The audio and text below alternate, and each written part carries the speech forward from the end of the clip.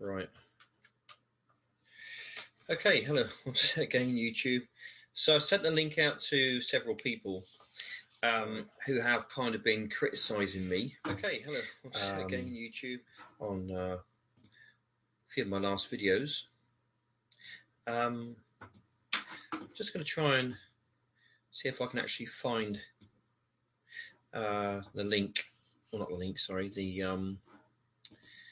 actual comments on the video. Bear with me a moment, please.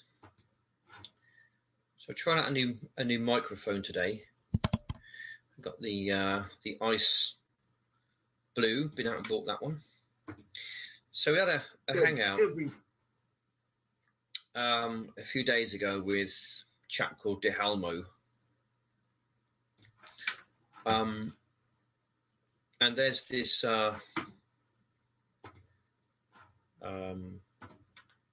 YouTuber who is this one here, the Van der Linden. You know, he's kind of about stuff which I don't really honestly think that these people truly understand the gospel. Jeff Zebra as well. I think I just sent him the link to the video. Yeah, there you go. It's just down there. Look, sent him the link to the Hangout if he wants to come on, and you know he can come and talk about these things. But anyway, we had a conversation with Thick Shades. He came on the Hangout yesterday, just kind of like a bully comes into a classroom, you know, and tries to throw his weight around. And I called him thick shit. You know, it's plain and obvious to see to any person who understands, even in the English, about the Bible, you know that you cannot have a loving God in one hand and eternal hell punishment in the other, and try and somehow reconcile the two. You have many scriptures which talk about God choosing people and predestining people, but they just don't seem to see this. They just can't understand about these scriptures. There's more scriptures about God choosing and predestining people than there are about eternal hell punishment. You know, and even if you think that this eternal hell punishment place is some kind of a fiery place, you know, where God's going to throw people into. I mean, the God you worship really is evil. I will say that the God you worship, the God of Thick Shades, the gospel which they have is not good news. It's only good news for those people who've made a decision to follow Christ. All right, but the thing is, no one's searching for Christ. No, there is not one person who is searching for Christ. So if we're not, I called Thick Shades thick shit. All right, he started it. Oh, it's over a year ago. This one, okay. Repent. He calls me an arsehole. There it is. There, look, okay. Arsehole. You saw that, you know. I called him thick shit because he is really not the sharpest tool in the kitchen, right? In the drawer, he's not the sharpest tool in the kitchen. I don't know what his qualifications are academically, but I don't think that. I mean, for a start, his grammar is awful. There should be a capital M there. There should be a capital F there. I don't know why he's got 3 dots there. Okay, but let you off from that because you're going to carry on. There should be a capital R there. And he's just kind of, to top it all, he's called me an arsehole. Right, so you called me an arsehole over a year ago. I will call you thick shit. All right? Okay, get over it. Right, you are as thick as shit. All right, so get over that. Right, so now that's over and done with. We was on a hangout yesterday. And let's just try and see if I can try and find where I was. Let's see.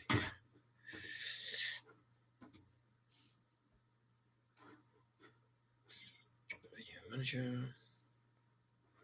Right, so this is the one we were in yesterday. Okay, I'm just going to play it from here, and Thick Shade says, "Well, we're not going to talk about hell. I'm not talking about hell," he says, but it's obvious that he does bring up the word hell. So I go into the understanding of hell, and he knows that he will come unstuck when we start to talk about hell and what hell is. All right, because he doesn't really know an awful lot about it. He just takes what his pastor says or what he wants to understand. He's a typical modern day Pharisee, if you like. Just pick it up from here. Okay. What's the point of then Christ coming on this earth then? Well, he has to come and rule and reign for 1,000 years. No. There has to be the very first time he came. Well, that's the reason why.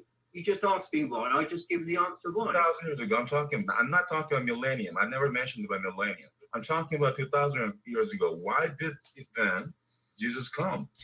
If let's say you cannot even be saved in this life. Well, Jesus came to save us from the penalty of death. Because the wages of sin are death, okay, not eternal hell punishment. The wages of sin is not eternal hell punishment, all right? Because the wages of sin is death, not eternal hell punishment. So the wage was paid, death. So through this death, we can then get life. I know that. But you're saying is that despite he came, right? That some people will not be saved here, but they will probably have some chance later on after life or something. So in that sense, what's the point of Christ coming on this earth while people are living? Well, I told you that he had to come on the earth, right, 2,000 years ago, right, to pay the penalty of sin, which was his death on the cross and resurrection. I know that. I know you said that. Those people, he had to come in listen very carefully. Come in this lifetime, not any other lifetime. He's got to come in this aeon. Listen very carefully, Andy. Listen very carefully. You said some people who are not saved here will be saved later on. Yes. Okay. Right. These people who are not saved here, why aren't they then believing Christ here? Well, because if they're not chosen, they're not predestined. The only ones who are predestined in this age are God's elect, the body of Christ. What do you mean chosen? Are you chosen to be? Are you saying? Right. So what do I mean by chosen? Let's go to. We could just do an easy search. God chooses. Okay, it's going to bring up in Corinthians here. Right. Okay. Now you can all see this. Okay. Okay. Now, Sam denies this. It says here, but God chose the foolish things of the world to shame the wise. You can go forward one. God chose the lowly things of this world to despise the things and the things that are not, to nullify the things that are. You know, so it's not that we choose, because we can't choose, because no man seeketh after God. All right? Romans, I preach the Bible. I preach Christ crucified. And to believe in Christ gives you eternal life. That is it. This is not heresy. This is plain Bible teaching. Romans 3:11. There is no one who understands. There is no one who seeks after God. Okay, so if there's no one who seeks after God, then how can we come to God? Ask yourself that question. Well, we come to God because God chooses. God chose. All right, and faith is a given thing.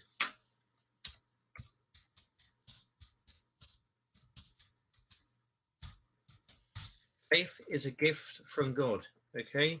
Ephesians 2:8. For it is by grace you have been saved, through faith, and this is not from yourself. It is a gift from God. Faith is not from ourselves. It's a gift from God. So therefore, we have to attain this gift from God, and it's not from ourselves. Okay, once it's given from God, then we can exercise faith. I don't need faith to know that God exists, okay? But I need to exercise faith when it comes to eternal life after my death. I need to exercise. How do you not need faith to know that God exists, Andy? You just said you don't need faith to know that God exists. What does that mean? How do you not need faith to know that God exists? Hopefully you'll explain it.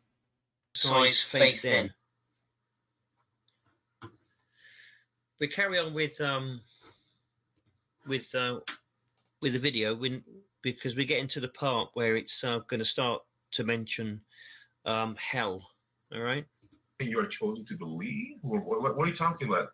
Yes, you are chosen to Are you believe. saying God is forcing somebody to hell or heaven? I mean, what are you talking about? God, no person seeketh after God, all right? So God seeketh after them. How does he do that? He predestines them. There's also a lot of predestining in the Bible. The bed, mate, are you? Right. What time are you home tomorrow? 5:45. Got All right. one brother and two ill. Have you? All right. Predestined ones, so when he foreknew, he is conforming them into the image. Here we go. Conforming them into the image of his Son, that he might be the firstborn among many brethren. These are the Christians of this age, of this present aeon. God is calling out certain people in this physical aeon, okay, this age. All right, it's not going to be everyone. Not everyone is going to be called out or given faith to become a true son of God. You might be able to try and believe in it yourself. You might try and believe in it yourself, but that does not mean that you have been predestined and chosen by God. There are going to be some people when Christ comes back.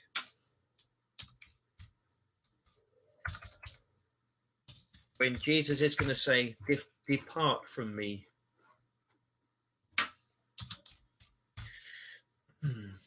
Right.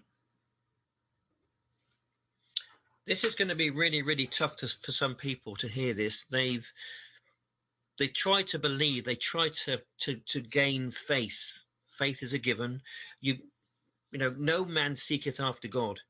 They don't seek after God. It's God has to choose you. Although you might be trying to attain some kind of faith by looking at the Bible, but honestly and truly, the words in the Bible are just words. The words in the Quran are just words. The words in the Bhagavad Gita are just words. The words in all the other so-called holy books are just words. Which one are you going to choose? Why do you choose the Bible? Why do people choose the Quran? The reason why people choose the other faiths is because they've not been chosen. They've not been given a revelation from God, right, of his son Christ, or of some kind of miraculous healing, or a vision, a dream, or something like this. You know, you will know it comes from God. So in Matthew 7:23, we have Christ saying to certain people, then I will tell them plainly, I never knew you. Away from me, you evildoers. All right, there's going to be some people who are going to be spewed out, vomited out of Christ's mouth. These are lukewarm people. Lukewarm, like the Jambres, you know, when in Moses' day, performing miracles, but it was miracles of Satan and not of God.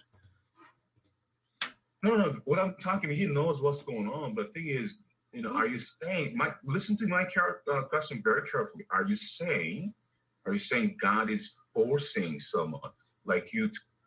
Right. Well, look. Does God force people? I want you to read this verse in Proverbs, okay? Proverbs 16:9. Okay. Proverbs 16:9. In their hearts, humans plan their course, but the Lord establishes their footsteps. Okay, the Lord establishes their footsteps. We can look at Proverbs 20:24. It's even clearer here. A person's steps are directed by the Lord.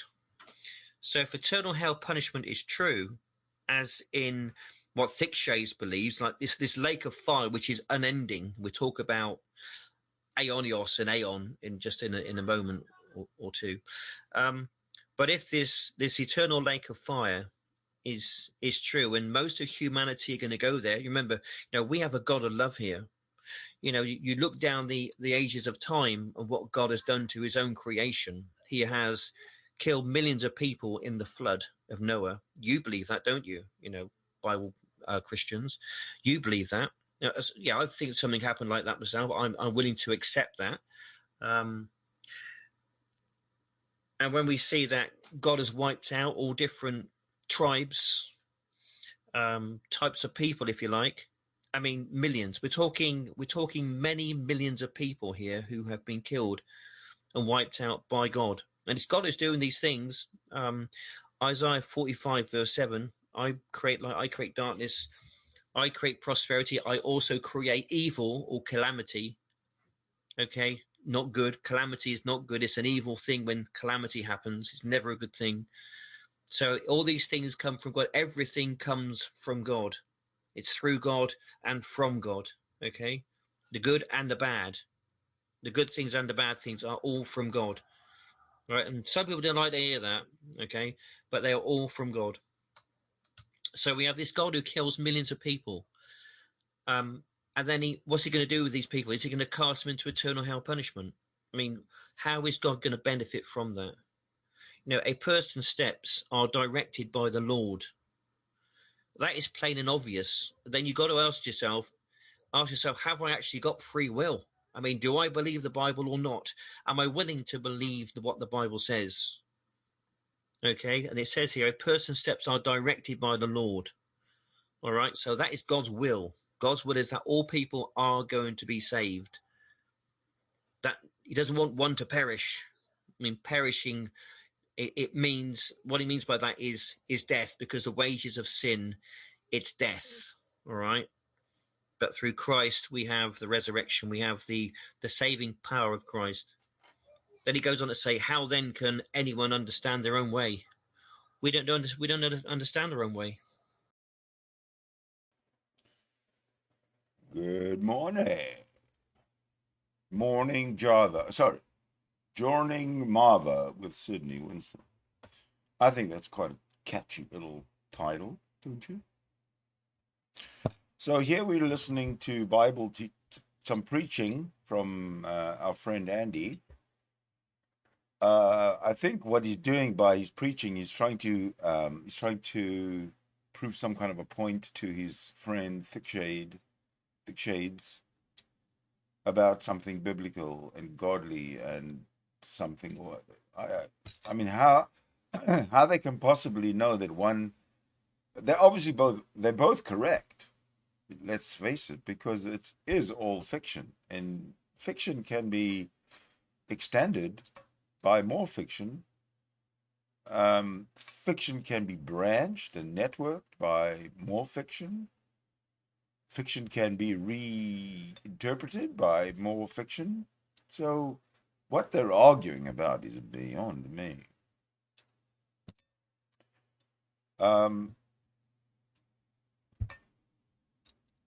I'm not sure how much longer I want to listen to Thickshades, because I have, who else do I have? I got somebody way more. I mean, I got somebody. Look, Thickshades and Andy, they're normal people. They're my friends. I talked to them on the internet, but that was just because it was hanging out in this file, which is kind of the video stood out from all the other ones that were in the file. So I thought, instead of just moving it somewhere else or deleting it, I'll just play it to see what's on it. So it's kind of it's a whole 3 hours long, and I don't think that we want to do that. We want to get into anything that's 3 hours long. But what we do want to do, is go to another retro hangout. All right, I'll just so again, I'm not going to play the what am I not going to play? I'm not going to show the video, sorry. Excuse me. Morning Java.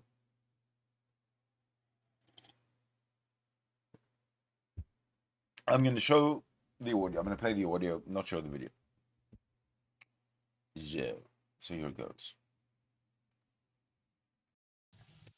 Welcome, everyone, to the Orphans of Abraham. We're on episode 7 of season 2. We're rolling, rocking and rolling. Thank you for all that is here in the live panel. We got Yishakar, William, Idol Smasher, Dan, and hopefully we get the Rabbi in, Rosalie, and a few others. Today we are studying Genesis chapter 28 through 32. Vayikse, is that how you say it? I don't know. I'm not good with Hebrew.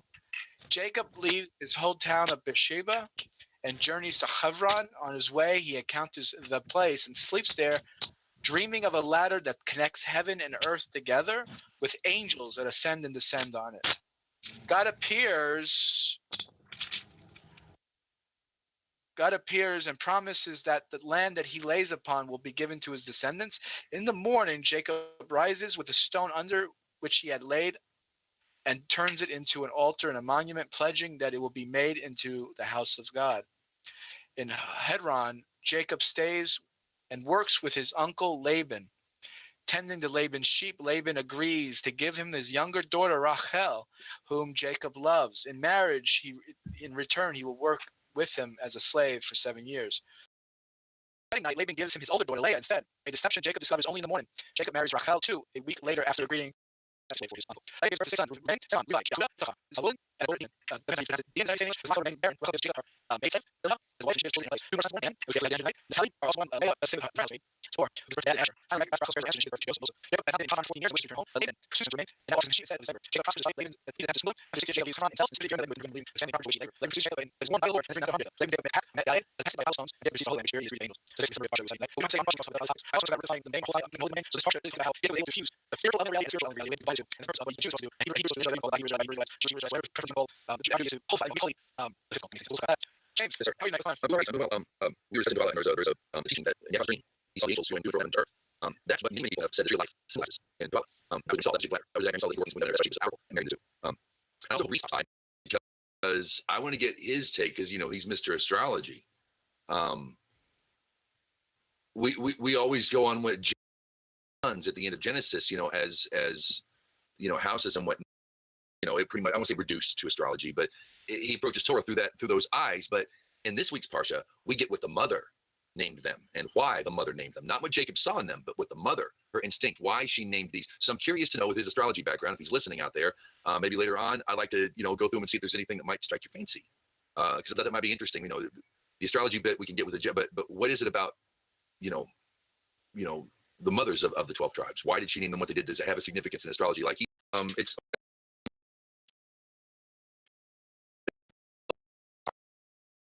the connection between heaven and earth is being told, or God spoke to him. And I just thought that was interesting that it was brought down to the earth. They wanted me to start a brand new page for myself. Oh man, sucks. So you still didn't answer the question. How did you get in? That you posted a link in the side chat, and I clicked the first one, and I clicked on that, and I got in. Okay. Well, one of the links in the side chat, whatever that means, you can click it. Hopefully, you can get in. I apologize for any inconvenience. James has on there, Shalom, all you happy people, and the link that you posted underneath that is the one that I got in on. Shalom, all you happy people. Okay, excellent. Beautiful. Okay, the top link on the chat. Okay, good. I figured it was just me because that's kind of week I'm having. He's a big Kabbalist. He's a great guy on YouTube. He goes by the screen name Aleph, but the first Aleph is spelled with a PH and the second Aleph is spelled with an F. So Aleph. This is the guy we were just talking with a minute ago? I don't think so. No, this is okay, great. Okay, I got in here again dealing with children. So no, if he was able to get in,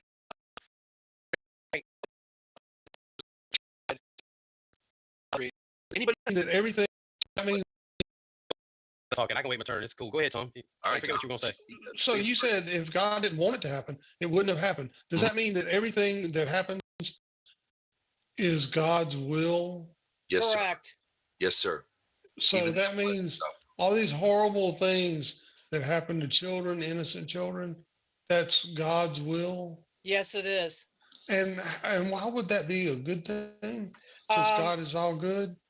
Because not everybody has the same walk in life as everybody else. That's right. Some Children? some people are only here for a certain amount of time, and that's God's will. And we're going to do God's bidding, and He's the one in charge, not us. So do you go to doctors and stuff too? Or do you also not do that? No, I know my Bible. Sorry. Christian and Jewish. I was a Christian for 50 years. I think I know a little something about Christianity. See, and I also know about Judaism too. God gave us rules to follow. If we don't follow them, bad stuff's going to happen. It's really simple and plainly spoken, but it's true. I hate to say this. When I say it's God's will, I'm also going to say it's in our hands too. He gave us a law that we may overcome our animalistic instincts. He gave us a Torah to bring us out of that because it's not where we're supposed to be. Adam is a perfect example of what we could, of our potential as a species.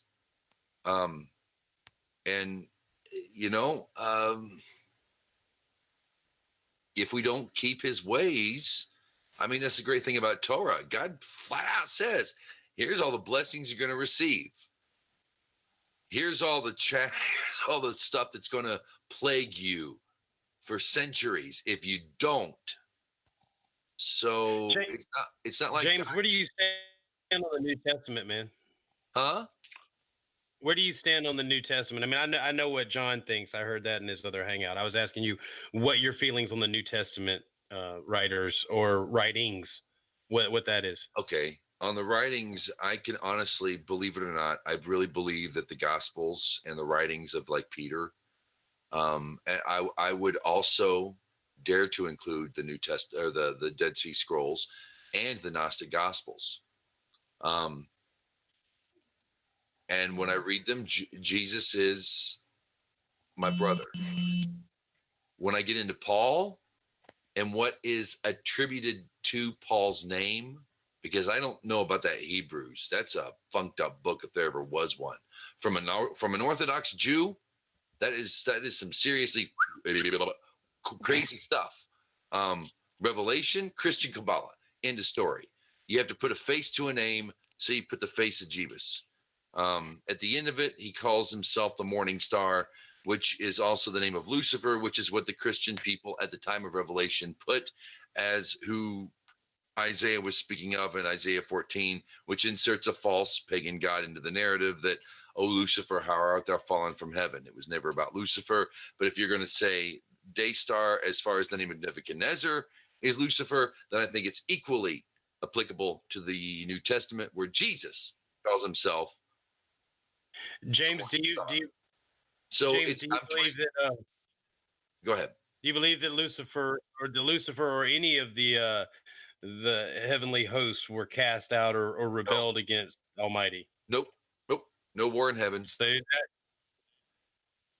No Okay. cast out angels. No, there are angels who came down to help, as in with the flood. But no, I don't believe in a war in heaven.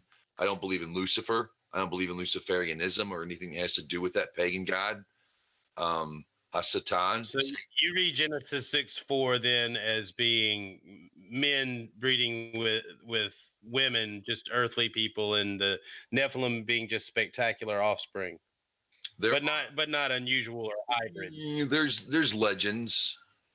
I think it makes a lot more sense when the Elohim become when they're seen as mighty men, because as Yashar pointed out earlier. The Elohim is also a name for mighty ones. I gotta interrupt the conversation here. This is the guest I was talking about, Stephen. We see you. Glad you're here. Yeah. John, Thank you. And Steve, man, I love your videos, and you said you had a lot to say, so we're gonna give you a few minutes to. No. It's just about the dust. When you were saying that, I heard you, but I couldn't respond. What was your response to the dust? Well, the dust is the highest. The ground is the highest. Ooh. The dirt, the Adamah, the ground. That's the highest aspect. The others are stars of heaven, but the earth is the more important. See, as far as we're concerned, yeah. Well, no, not as far as you're concerned. I'm not interested in. I see one here. I see pictures here. I see one a clown, one a horse, a white horse. So I'm talking about what the Bible says, what the Torah says. It's not my opinion. Very nice. Yes. I wasn't in on the conversation that you guys had in the group, but I like the dust thing. That's pretty cool.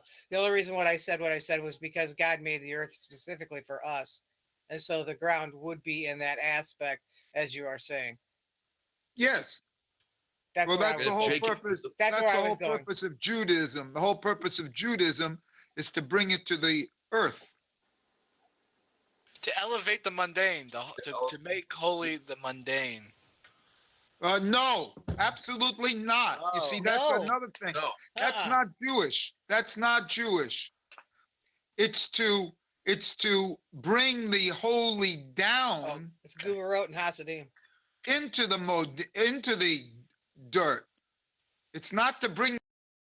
You see, even this guy, whoever that is, with a big bushy mustache, has just told John Gisela or J-Dubs that he's not Jewish. And it shows. He doesn't have a clue of what he preaches. But they are, yeah, I agree, Rebel, they are a cool group. Why don't you come into the into the room and we can actually sort of talk about that. No, well, later, if you have time, come into the room. This goes on for an hour. Sorry, 2 hours base, and we're 45 minutes in. I don't know how long I'll be, sticking around. While it's interesting, we'll listen. Otherwise, we'll just scrub through. So, but the room is open if you like, if anybody likes. The dirt up. It's to bring the holy down, and that's a very. I mean, otherwise. All right, I got to stop it.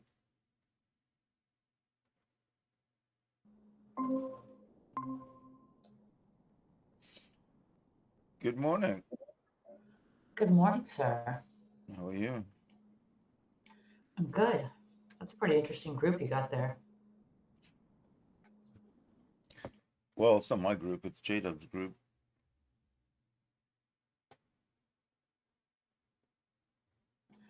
Yeah, it's interesting to, especially seeing J-Dubs. That's, Yeah, it's just that, have you been listening to what they've been saying? All the nonsense? Yeah. This guy just said that the highest is the dust, or something like that. Right. What the fuck does that actually mean? Okay, because that reminds me of like ashes to ashes, dust to dust, where we come back to. Where we come from, we go back to. I mean, I can see what he's saying. Right. And that's the issue, is that we're arguing semantics over what is supposed to be a personal journey through spirituality, right? That's the problem. Do you want to carry on watching it? Yeah, whatever you want. It's your What I was thinking of doing was watching it, and let me see if I can do it this way instead. Well, we watch it. Oh, there we go. That's perfect. And then we can comment on it. Sure. That is perfect. I might have to drop out in a bit, but I probably will not. I'll probably be able to, but just in case. Okay. Well, I hope you stay. Yeah, I will if I can. Okay. So just interject any old time, I guess. Yeah. A lot of the things you've been saying here, and not, it's like that we're bringing up spiritually. That's because you come from and we all live, including me, A Christian. in a non-Jewish world. So we think that the spiritual, so to speak, the heaven is higher than the earth. What's that? I can't hear it now. I can't hear the guy talking. You can't hear the guy talking. How is that? Okay, hold on a sec. Sorry, everybody. We have a technical problem.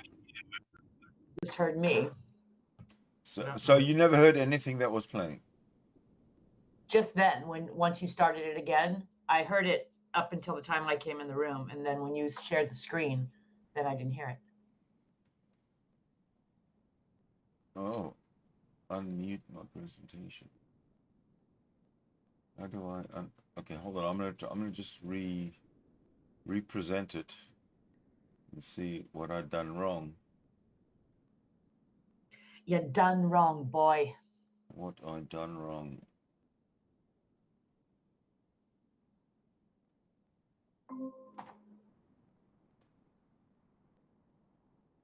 Alright, and then I want to unmute my presentation. But it doesn't let me unmute my why doesn't it let me unmute my presentation? It's okay. I have a solution. Tell me if you hear this. Okay. And the answer to that is no. The earth is higher than the heaven. Yep, I hear it. All right. I like that. Thank you. And welcome to the room, and I'm glad to have you here today. Thank you. Just tell everyone your YouTube channel, because I really dig the YouTube channel. I actually promote it on the page. Oh, it's him right here. I try to get you viewers. I don't know if anyone actually goes and subscribes, but tell us. Because now it goes off. No, he says welcome. I hear the beginning of it, and then it stops, and the volume goes out. Recording.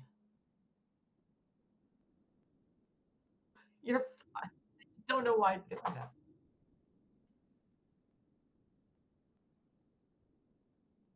Where you are and where we can find you. Aleph, ALEPH, ALIF. One word. That's the Hebrew Aleph and the Arabic Alif. So it's ALEPH, ALIF. Thank you. Thank you. I don't want to hog here. You know, I can feel free. Feel free. Well, hog is a non-Jewish animal. That's why. a little humor here. I got it. Yeah. But I mean, I can talk about this because.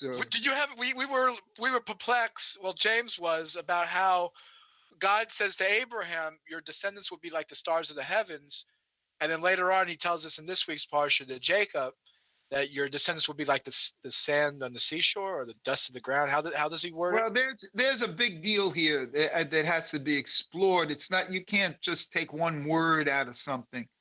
This whole parsha has to do with Laban, you know, Laban, and his daughters. It's just, you can't, in my opinion, you just can't take, you know, one little phrase out. The whole parsha has to do with Laban, and there's some very interesting gematria, you know, numerology. Now, Laban is actually comes from the word in Hebrew pure. So there's a lot of commentary on how it comes from the word white. White, okay. Yeah. So that's why he was looking. That's why he was looking for all his animals to be white. That's why that white horse. You see that white horse there? That's a good white lion. White lion. Oh, well, yeah, that's a good one for today. No, but you know, Laban is the interesting thing because Laban is, you know, is like a negative figure, and he turns out to be, if you know, I mean, that's a whole discussion here. I mean, I can tell you for an hour. But he turns out to be a tremendously positive figure. Like Cain. Like Cain, and like the Nahash, like the snake in the Garden of Eden, who also has to eat dust. You see. So the point is, these are the reversals that have to be seen as being higher. And those are the higher aspects. These reversals, what appears to be negative, contains the highest realms of positivity, and that's what the whole Kabbalah is about. You see, otherwise you're dealing in normative Judaism, you know, normative things, and you know, that doesn't interest me right now. But William has a good point here. Maybe we can address it. He said, I see no positives in Cain. Oh, are you kidding? What is positive about Cain? The greatest Bolsheva that ever lived. What is Well, called- Cain- what is called for posterity? Someone who repents of their past deeds, rectifies it. And not only can take the negative thing that they did, but actually, like what our friend, the guest here says, welcome, actually turn it around, flip it around. That's the beautiful thing about Cain. Not only did he murder his brother, but he went on to build cities, it That was says. a good point So- he makes. I was going to ask you,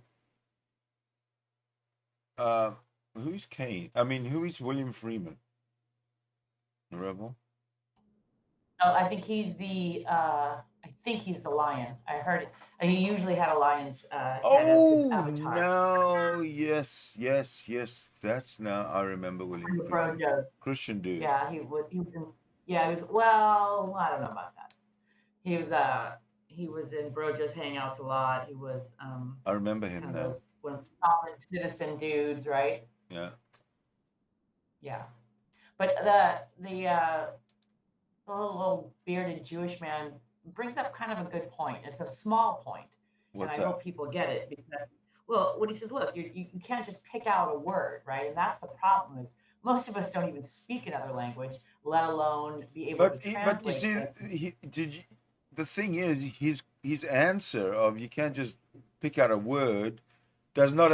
If you listen to the question was on one side of the Bible it says the humans are or something as many as the stars. It glorifies the stars, and on the other hand it says the ultimate is dust in the earth, and it glorifies the dust in the earth.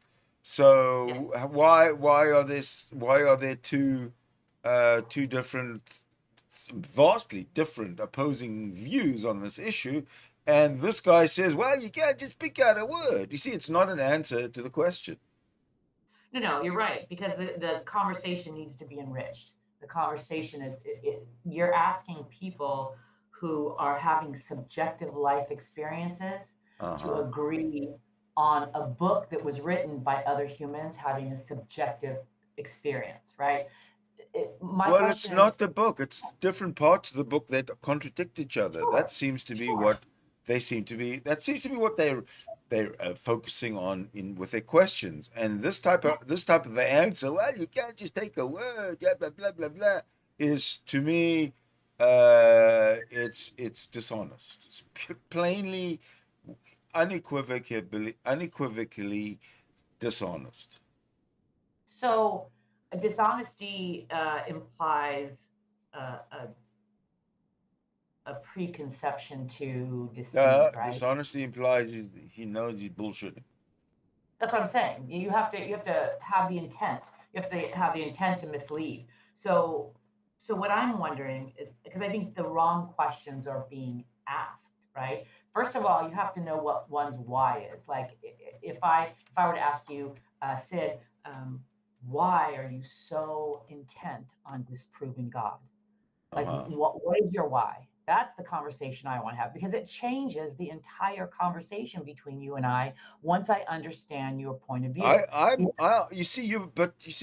You have already misconstrued my intention. You said you asked me, why am I so gung-ho in disproving God? You said that, but God doesn't exist. There's nothing to disprove, right? I say all gods are imaginary. Prove me wrong. You know, I'm not saying I have anything to disprove God or that I'm intent on disproving God, because God doesn't exist. It's axiomatic for me. So if I were to say to you, well, I came from that world, and not anybody in my entire family ever put forth the effort that you and others like you put forth to have a discussion about the fact that there is no God, right? And I get it. Like, I lived that world for 54 years. In 1 sec, I will be back. Don't leave. All right.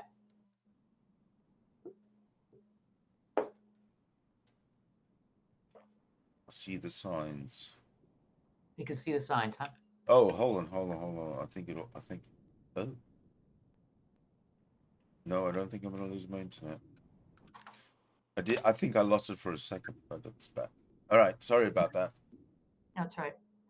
That therein lies the issue, right? Like, I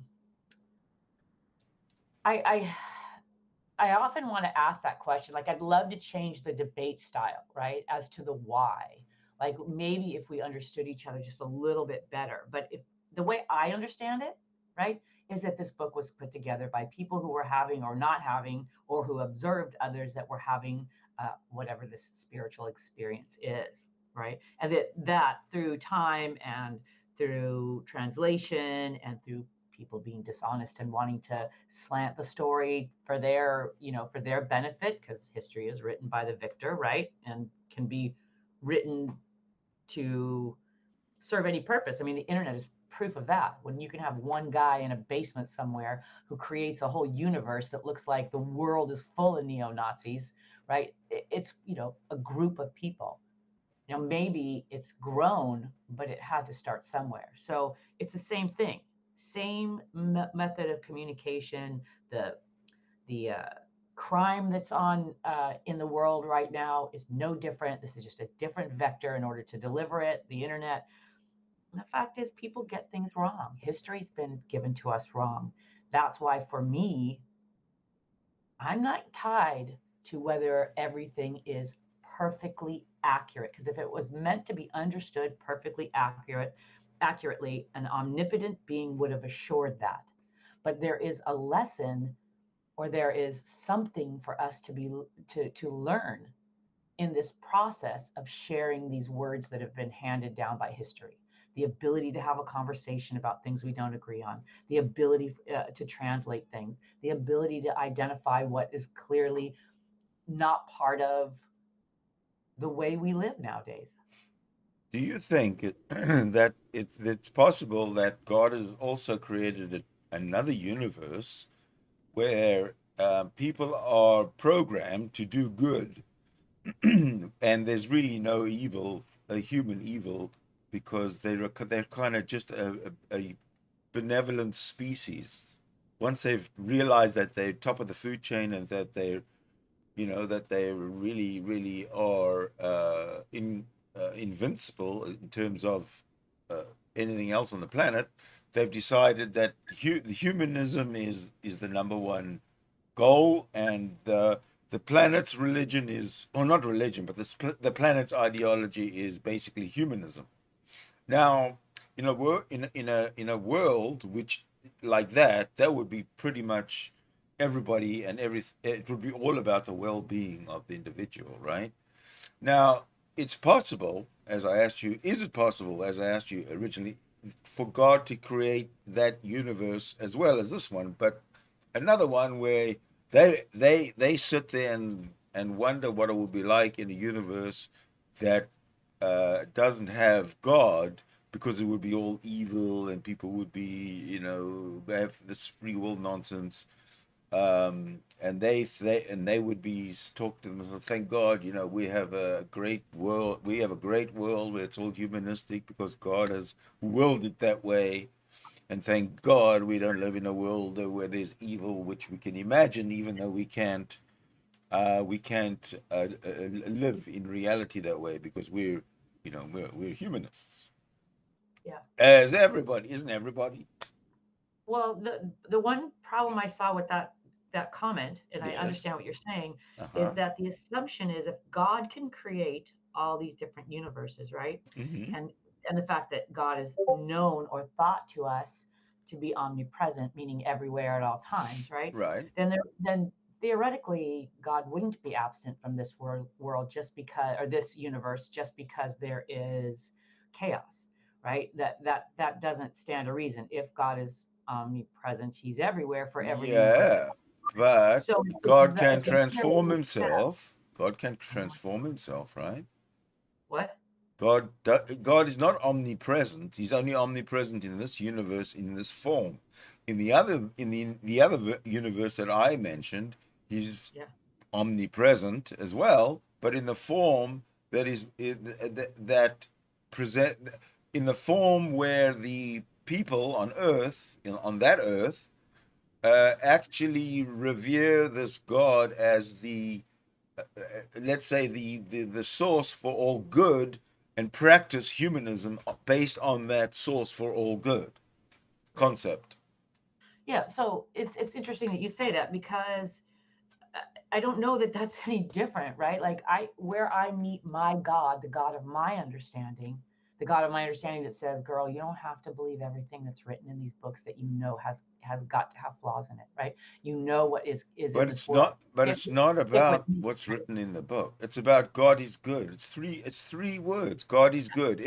If we were all humanistic, if every single person on this planet was a humanist, yeah, and things were going along well, we were helping each other. There's no, there's no jealousy. We just humanists, and then we'd say God is good. Then we'd be saying something that maybe philosophically is true. right. Because we can show, even though we can show God exists, we can say that, look how good we are in the image of God, and God is good. Yeah. Fine. But look at us today. Look at us today. That's the point. I heard somebody talking the other day about that quote that Nietzsche made about God is dead and we have killed him and blah blah blah. There's enough blood on our hands. There's enough water to wash the blood off our hands. And most people think that's some kind of atheistic comment. But in reality, Nietzsche was terrified as to what would happen to us if we lost sight of our ability to connect with God, right? Not that we couldn't have God and science, and that's what happened. Is it was about this time when science was emerging that it was like one or the other, because man is so desperate. That's what should have happened. Exactly. Right. Well, it should have been both, right? But no, as science arose, so religion should have slid down, should have fallen. Different than connecting with God. There's no God to connect with. Really, you could. In my experience, there is a difference. I get it that it's not in your experience. I'm not denying you that. Right? Yeah, but your experience is just an imaginary experience. Could be. Exactly. But you know what? Exactly. It could be. But you know what? I'm living a better life as a result. I don't disagree. Because I am a humanist, because I help others, because I love one another, and that I've suppressed my ego and I sit it down and say, you're not needed right now, because the ego is about survival. You're not involved in organized religion, so you're one of the good guys. Look, I can be. So if I want to work for a charitable organization that happens to be faith-based, I have only a few that I can choose from that I can agree with their ideology, right? What do you mean? What do you mean by happens to be faith-based? You don't just stumble across a faith-based. Right. If you're an organization that's charitable, you don't stumble across being, what did you say, faith-based? My point is, you can pick from secular humanist groups. You can, depends on what area you work on. Sometimes where you're at, like doing God's work or doing the work of for humanists, because doing humanist work, in my opinion, for me, I hear you. I want to make this point really quick. All right. For me, doing humanist work and doing the work to help others is God's work. Right, because I'll say it. Oh, okay. I'll run with that. I'll run with that. If there is no God, or say there is God, and we feed, clothe, house, and heal each other first over anything else. Feed, clothe, house, and heal all humanity. Right. That doesn't mean it's going to be perfect. So your expectation has to get right. There will always be chaos and suffering, but it's to mitigate or eliminate the unnecessary suffering. Right, and to create strong bonds with each other so that when the chaos comes, we can weather it. We have people in our circle that can help us out, and that we make the moments in between the chaos so fucking happy that it makes the chaos pale in comparison. Well, I tell you. So hold on. If there is a God and we feed, clothe, house, and heal, then that's one thing. That omnipotent God ought to be pleased. But if there is no God that we understand, and we feed, clothe, house, and heal, it's a win-win. If there is no God, and we do, if we do feed, clothe, house, and heal, so as a planet, as a global unit, then I'm all for saying, sure, God exists, whatever, God is good, because it fits the narrative, okay? But Why with does all God have this, to be with all good? this evil, and with all this acrimony, and all the venom, and all the hatred, and all the bad, negative shit that Yeah. happens on a daily basis to just about everybody, or at least or most of the planet every single day, and you turn around and say God is good, it's so false. It's just so fake. Well, why does God have to be good, first of all? Because presumably a God would neither be Well, good then nor you bad. ask That's that a Bible. human. You ask That's that a human Bible what attribute. you ask your Bible why God has to be good, because that's I where it don't says it. ask the Bible. That's the thing. I ask God. And God says to me, why do I have to be good or bad? I'm God. I don't have a side. I am all things. Right? The good and the bad happens down here to human, to flesh, So to you're matter. saying you talk to God, but the God you talk to is in the form of the God you wishfully think would exist, and if it did exist, you're having that discussion. Well, first of all, I don't have a conversation like audible. Second of all, I never wished for a God. God just kind of found me as I was doing the next right thing, and as I was helping my human brothers and sisters. I found a path that led to something that seems like it might be God, and I accept it as such for me. Okay, then And I hear yeah, you. I was going to ask you though, is as a humanist, and I believe that you're probably a humanist, like I am before anything else. As a humanist, I don't understand why you don't offer your services to humanist groups specifically, even though you harbor because that your God thing, your God relationship is very, very personal, hmm yep, right? yep. And if it's very, very personal, you could take it into your humanist life and leave it personal. Why Yeah. are you not? Why are you out there joining faith-based groups and not humanist-based groups? Well, this is where I am in my life right now. Like whether I stay here or not, it all depends on what happens. Like every experience that we have gives us something, right? We have a Like I couldn't sit and talk about religious groups if I hadn't really experienced a religious we have a group. question. We have a question from the chat. Yeah. Then But why? did you hear what I said, Sydney? Sydney, that like this is my experience that I'm having right now, and I'm Yeah, I allowed heard to that. have whatever experience, right? So I couldn't actually say that I don't agree with religious organizations if I've never even participated in one and growing up Well, in atheism so long, right? you obviously believe in Jesus, and Jesus is the construct of a religious organization. Sure, but again, Well, there you if I go. yeah, listen, I'm not making excuses. I'm telling you this is where I'm at today, and If I you make had no. come to me and said you believe in the Jewish God or the Muslim God or the one God, I'd probably be with you.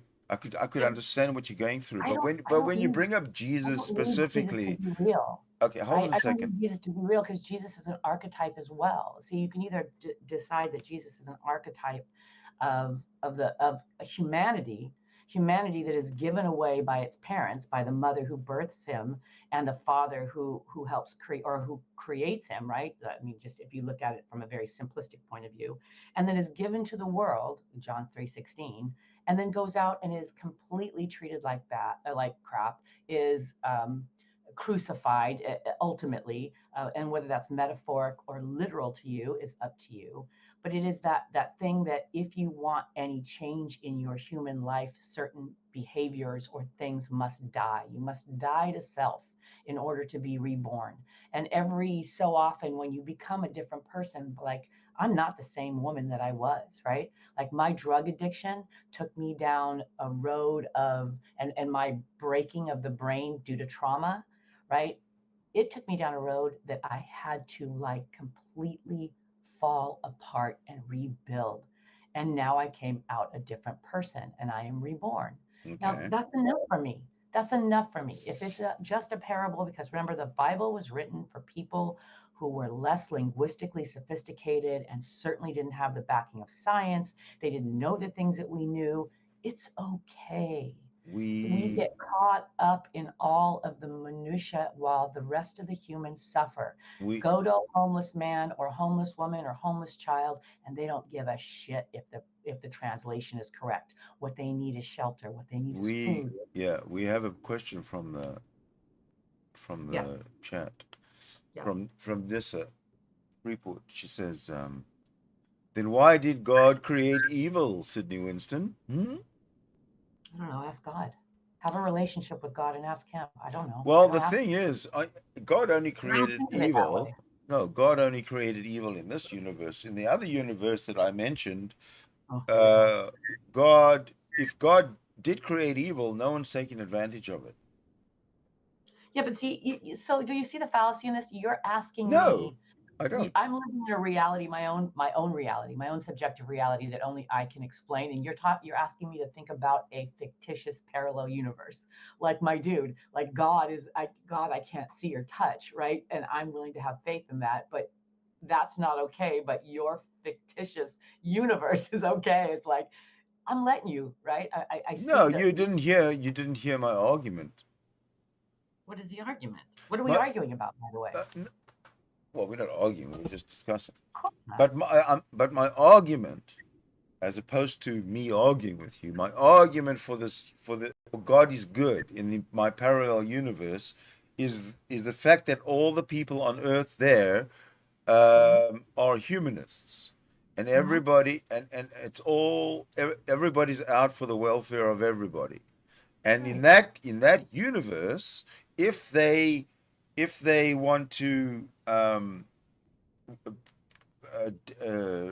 recognize God as being the creator of all things good and all things that is good in their lives, that is okay, because everything is good, right? If God is the God of humanism and everybody's a humanist on the planet, then even though God created evil, no one's using the evil that God created because they're humanists. So that's the parallel universe I was talking about, as opposed to this universe where everybody says God is good, but if you look at the differences in the universe and Earth there and Earth here, we're using evil to its maximum. Well, okay. So that's what I'm saying. Yeah.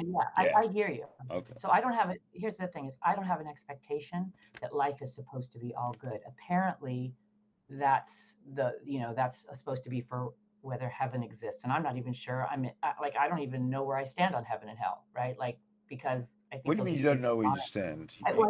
You're gonna die one day, and then you don't know whether heaven or hell exists, and you're gonna be floating in the middle forever.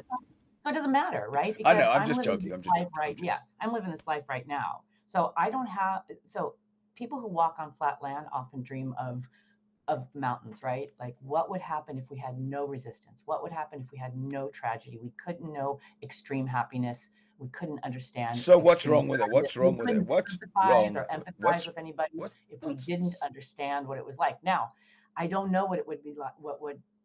What it would be like to live in a utopia where there is no bad. When people no. I never said there's no bad. I say people choose to be humanists, and therefore, if there is bad, it's maybe accidental or whatever. But it's never as nasty as it is on this planet with people as we are today. I think we're talking about two different things. So to answer her question, or their question, I don't know if it's a male or female. I think my conversation to that would be, why are we questioning it? I mean, there's never been a time in the world, even before the Bible, where there wasn't bad things and there wasn't things that could be interpreted as evil, which I would agree are evil or appear evil, right? But like, who ever told us that these things weren't supposed to exist? Like, where does that narrative come from in our world? Like, life is tragic. Right? I can't guarantee that your life is going to be any better, but if you try real hard, you can develop some tools that can actually help you live through this world without so much trauma. If you have trauma, it needs to be fixed, right? Yeah, okay, then why is there a need for God at all? If you just go and do your thing as best you can with a humanistic outlook, where does God come in? Why is there a need? Why is the God even necessary?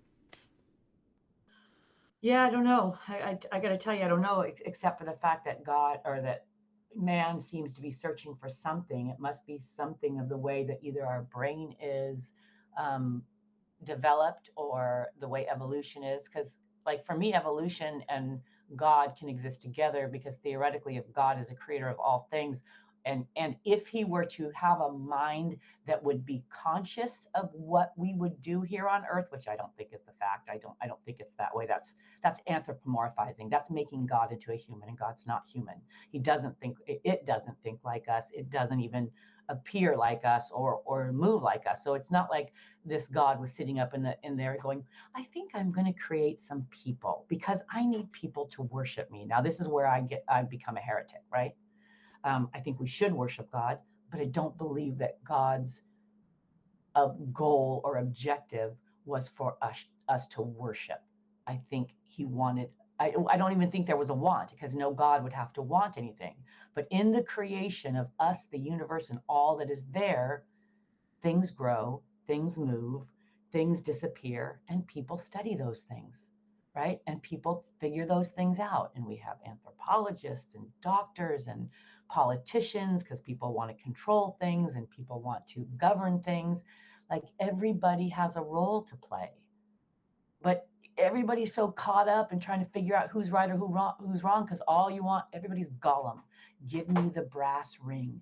Give me the secret to the universe, because I feel so bad about myself and people shit on me for so long, and my parents did me wrong, and that person doesn't love me like they want me. So I'm going to figure out what the secrets of the universe all is, and then I'm going to fuck you all over, and I'm going to show you how great I am. It's all trauma, man. It's all pain.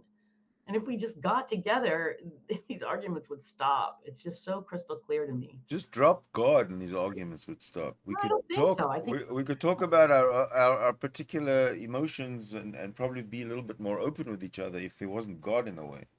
Well, here's the thing.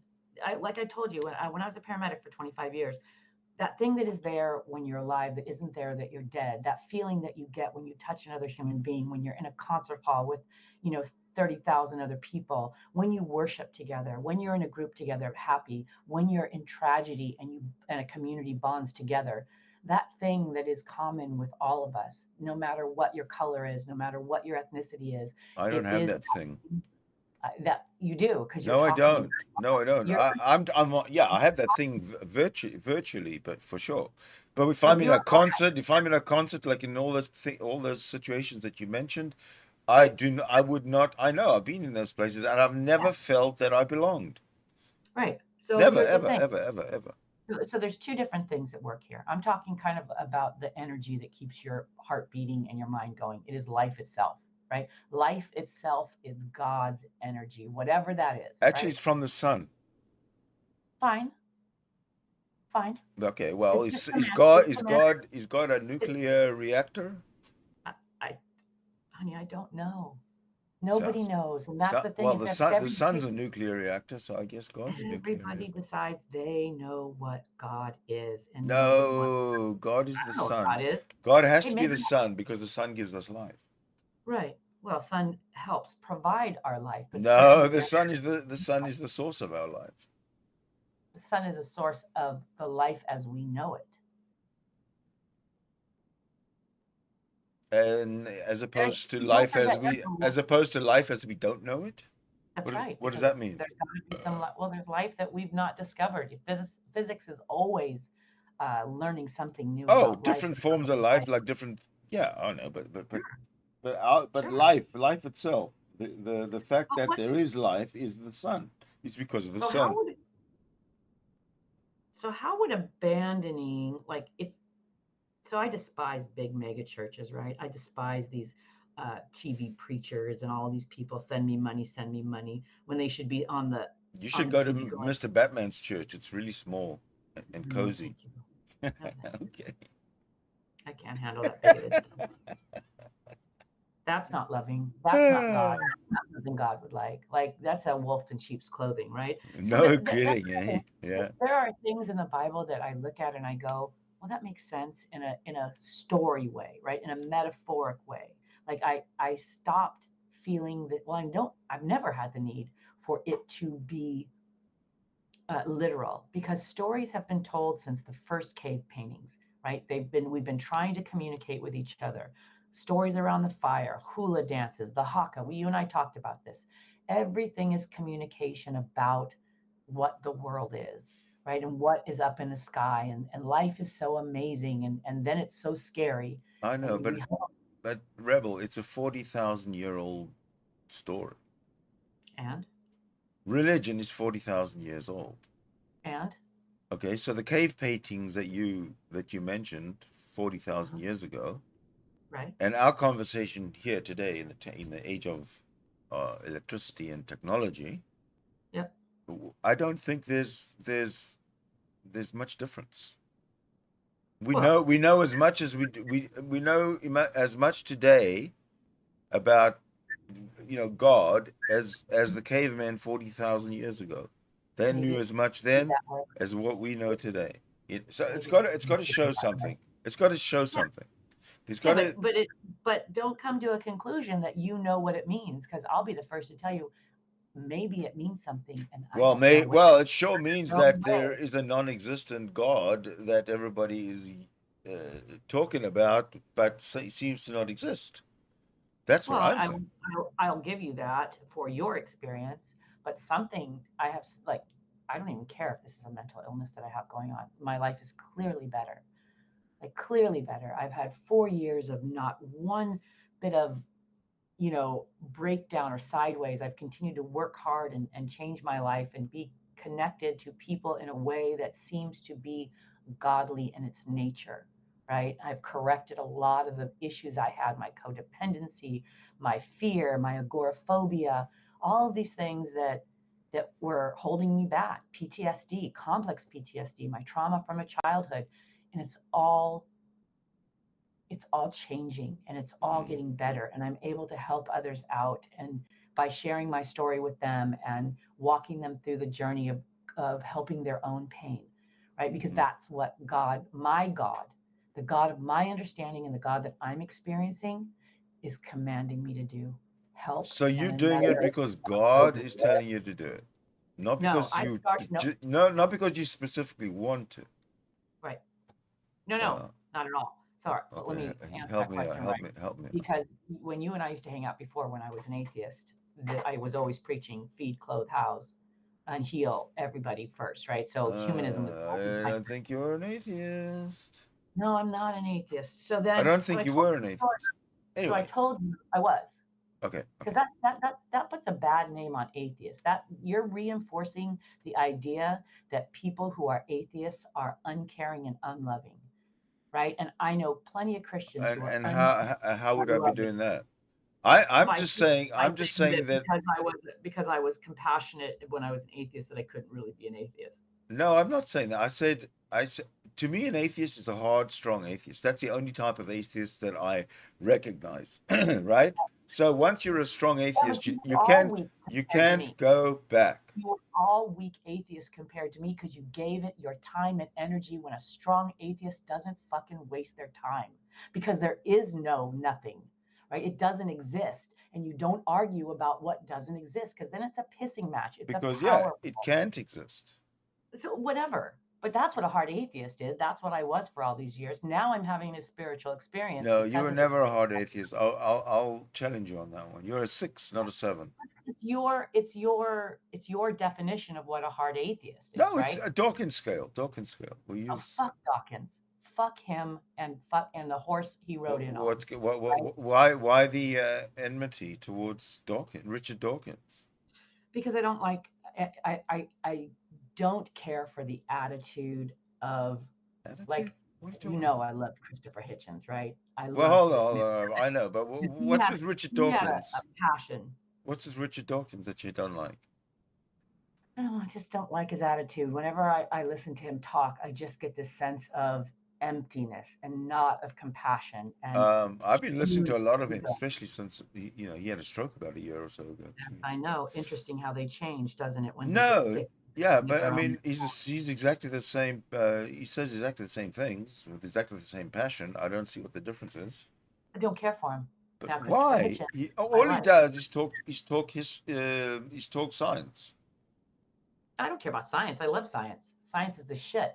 Did you hear what you just said? I don't care about science. I love science. No, I mean I don't care. In the It's same like sentence. it's not a bad. It's not a bad thing. Like I don't care about. Like science is not problematic for me. It's essential to everything. Like we have to know that this is what keeps us going.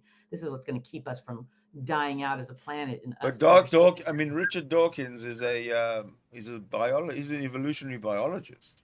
That's right. And I listen to other evolutionary biologists that are clearly atheists, and I don't listen to them for their God experience. I listen to them for their evolutionary biologist information. Yeah, well, how is Richard Dawkins' information any worse than any other evolutionary biologist that you listen to? So I hear what you're asking me. So let me ask you a question real quick. Okay. Why do I have to like everybody? I don't. His message you're a humanist. Doesn't resonate with me. You're a humanist. Right. But, his message. What do you mean? His message of what? Of evolution? It doesn't mean that I have to like everybody. Being a humanist and being kind and loving each other doesn't mean you like everything. Yeah, but you have to have a reason not to. I'm trying to understand. I don't want to like Richard Dawkins. I like his attitude, man. I want to not like Richard Dawkins, and I'd like to understand. Give me a good reason. You'd like to not like him? Yes, I would like a good reason. You said his attitude. His attitude to me doesn't. I don't see a red flag there. That's interesting. So here's the thing. There's the biggest conversation is I don't want to tell anybody not to listen to Dawkins because he might have a message that is valuable to another listener, not me. It's not me, but that doesn't make him a bad guy. I just don't like him, right? But that's just my experience. Like I'm having an experience in this world where certain things speak to me and other things don't, and that's okay as long as I never go on his page and like troll him or I don't make videos about how much he sucks. Like it's just not my thing, so I don't get in his gravitational pull. Gotcha. Like that's the thing is like if you don't like something, why do you got to go jump on it and tear it down? Like just fucking walk away from it. Right? No. In my other universe that I told you about, you can do that. Not in this one. You can do anything you want in this universe. Just exactly. Make it happen. Right? You can do it in this universe. You can do that. But nobody does. Nobody does. Everybody's got a super huge, inflated, over exaggerated ego. Exactly. So you know why that is? No, please tell me. So the ego is formed evolutionarily for survival. That's what the ego is. The harder we have to fight for survival. We all know that, but why? Yeah, we all know that. But why are we so egoistic that we, we'll climb up the ladder and trample on other people just in order to get to the top? So I don't know that that's ego. That's probably malevolence. Right? It's malevolence joining hands with ego, but let's not give ego the bad name that malevolence is earning.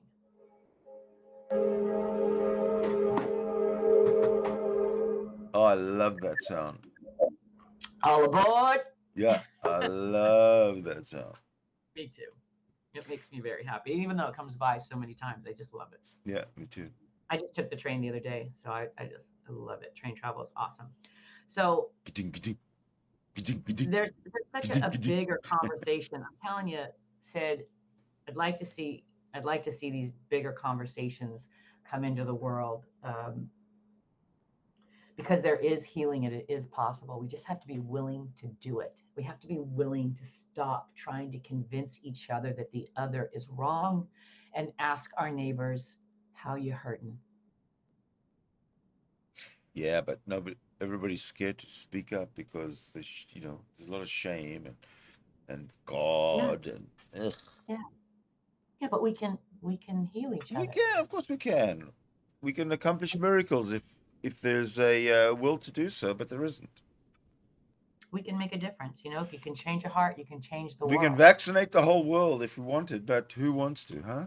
Who the fuck wants to vaccinate the whole world? What do you mean, who wants to? We've been vaccinating the whole world. That's why we don't have measles, mumps, polio.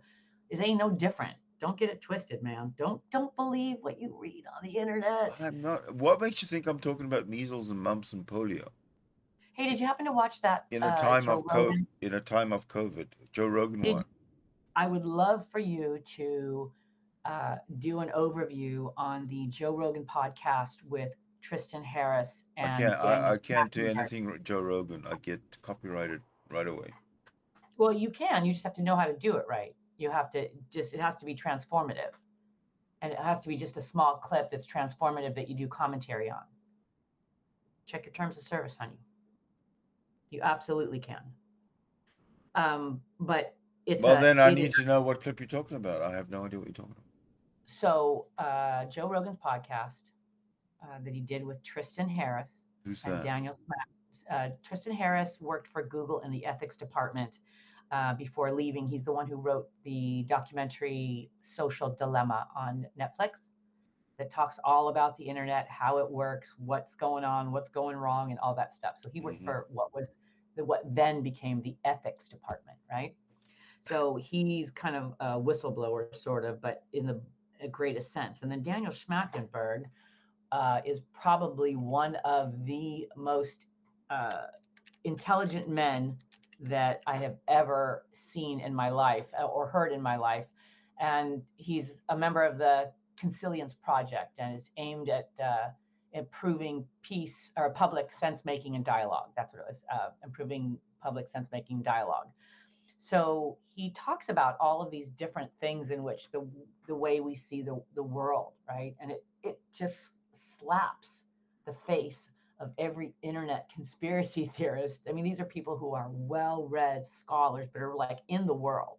They're computer dudes. They absolutely know what's going on. They're plugged into everything, and they have some great arguments. And I'm telling you, there is a wealth of information there for you, Sid. I mean, like any of these guys, even the best of these debaters could not sit in a room with these guys because they would just look at them like, "Where are you from, man? Like, why are you doing this?" There's just really great conversation to be had. And if you really want to change the world, no, we have to start sharing more information with each other. Well, yeah. So I'm trying. Well, it's not that I'm not on the internet trying to share information. I'm just trying to. What? I'm just trying to. If somebody could prove me wrong that all gods are imaginary, then that's it. Then the whole world will change. Do you think that's true? That all gods are imaginary? Of course, I think it's true. Okay. No, but if you not that if somebody could convince you. Yeah, yes, because I am. The world would change with just you being convinced. Yes, because I am the hardest, strongest atheist. I'm the kind of guy that says energy, or like vibrational energy, is existence itself, and it is eternal. Boom. That's God. That's God. No, that's not God. That's not God. That is just existence. May not be the God of the Bible. It's not God. It's existence. No, that's just existence. But maybe that is God. Maybe existence. Yeah, but then you're coming up with a maybe, which really doesn't. Well, everything's a maybe. Doesn't cut it. Nah. Not when we're talking about definitely's here. Definitely there is no God, and then you say maybe energy is God. That doesn't cut it. We wouldn't have the word subjective if everything wasn't a maybe, or most things weren't a maybe. See, and then whenever you open that door to most, right, or then that leaves room for people to say, aha, see, I'm right. Yeah. Because it's not an absolute. Absolutes are dangerous. Leave the door open and somebody says, aha, I'm right. Like there's no winning with humanity. And you have to figure out your why. Why do you want to disprove God? Why do you want to believe in God? Either one. But why do you say that? Why do you say that I want to disprove God? You've said that this is the second time you've said it. And even after I've said to you that I don't want to disprove God because God does not exist. Okay. So what do you mean by I want to disprove God? You're presupposing God, and you're assuming that I have to presuppose as well, and then disprove it or something. I'm not sure what you mean. Yeah, I get what you're saying, and you're right. I am doing that, right, for the sake of the argument. because I don't believe that you have to believe in God the way I believe in God, nor that you could. And I don't think that's the idea. Like, because again, I'll even concede it could all be in my head, right? But whatever is in my head right now is giving me a far better life than I've ever had in 57 years. So I'm sticking with it, man. Okay, so if it's all in your head, you got to concede that it's possibly imaginary. I've never said it wasn't. I said it could be, but I'm choosing to believe. There you go. Okay. That's how And, it and is. you have every right to do that. But what I'm saying is that I don't have that wiggle room. Sure. You have that wiggle room. I didn't have don't. that wiggle room for 54 years. I didn't have that wiggle room until I had a spiritual experience, or what seemed like a spiritual experience. I didn't have that wiggle room either. So I get it. I ain't mad at you, man. I get it. I lived your life. Okay, explain to me what a spiritual experience is. Well, it is that which, at least as I understand it, right? Because No, you had it. You had it. What did you have? So what I'm telling you, let me finish, hon. Sorry, sweetie. I'm telling you, as much as I understand what others have described as a spiritual experience, which seems to be outside of the realm of existence, right? Where coincidences happen enough times that you question, is that a coincidence? When you feel as if there is somebody on your team, when you feel as if you're not alone when you are suffering. And I'm not talking about hearing things or seeing things that aren't there. Let's not get this twisted. This is not schizophrenia. This is not hallucinations. I'm talking about just a strange presence, similar to the thing that people talk about when they go on DMT experiences or ayahuasca or something like that. So it is a feeling.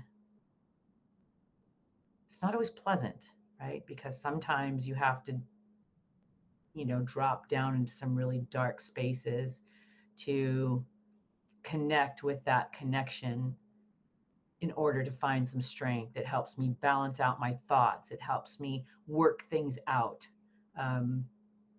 Because my inner Jiminy Cricket, right? My inner conscience, which also could be a form of God, or what we call our conscience. When my ego is put in its place, because theoretically we should control the ego shouldn't control us, but where we're at right now in humanity is our egos are controlling us. The egos are driving the bus, right? And now I'm driving the bus. And I still don't understand how Jesus specifically comes into this. Well, Jesus is a story that came into existence about however many years ago, 2,000 years ago. And whether it's real or not is incidental, because the message is about loving one another. The message is about believing in a God, or that whatever God is to you. Okay, so is there which no... is why in recovery they say a God of your understanding. Yeah, is there a God of your understanding? Is there no one in history who we could show was really absolutely 100% benevolent and kind and good and whatever, that you could base your grounding for God on, and it not be God? It could be somebody actually real, because it's truly all about behavior. It's all about behavior and action, and it doesn't have to be something imaginary or heavenly or whatever. It just has to be something that you can tangibly say, I'm basing my actions on this behavior or that behavior.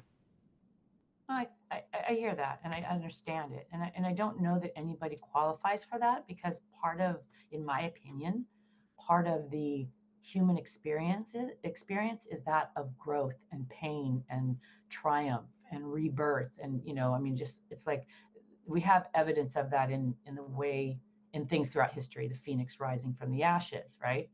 Jesus's crucifixion and his resurrection.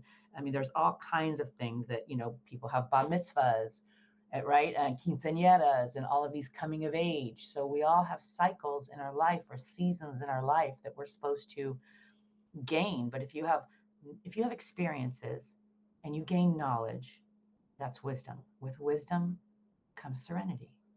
And that in itself is peace. right? That's where the peace comes from. And that's why life energy, or that energy that keeps us alive, that we can tap into, the same thing that monks go for, and all of that stuff. It's that peace, Yes, right? but your imagination is not a source of knowledge. Well, it depends on what you're saying about knowledge. If I go through an experience, like I have a real knowledge of drug-induced psychosis, I have a real knowledge of drug addiction, and I have a knowledge of recovery, right? And I have a knowledge of Exactly. what it's like. So that's knowledge. I don't need anybody else to justify. Yeah, but when you're whether I mentioning have that Jesus knowledge. and God and all this kind of stuff in the sentence that you're It's a trying metaphor. to Metaphor. that you're talking about knowledge, that's not knowledge. No, but I have experiences like the one of walking into rehab and dying to myself and deciding that I'm not going to live that like that anymore, and then being reborn as a Fine, person. that is literally first-hand knowledge. Fine. But So then I had when you an say experience maybe where I God, died. maybe this, maybe Jesus, that's not knowledge. That's just inserting. Right. But here's the thing. Here's what I learned. This is my life, and I get to live it the way I want. I just get to not be messy and spill over into other people. Like I don't get to tell other people. I get to put my money where my mouth is, right? I get to walk it like I talk it, right? I get to say, when people say, oh, how, you believe in God? Well, yeah, I believe in God, and I demonstrate it through the fact that my whole damn life is dedicated to helping others heal. Like it's the last part of my story that I share with anybody about my belief in whatever the spiritual experience is that I'm having. It's the last part of my story, because I'm going to show you who I am first. I'm going to show you that I care about you, and I literally care. But why Like should you care? I don't know. I just do. It's the way I'm made. If you don't know anyone, why should you care about? Because I want people to care Like about who me. is it that you care about? Because human existence, our whole world. Okay, what's the difference between you and Mr. Batman preaching and saying repent or perish because he cares about you? That's his experience. He'll create the karma from that, not me. Well, he does that a lot.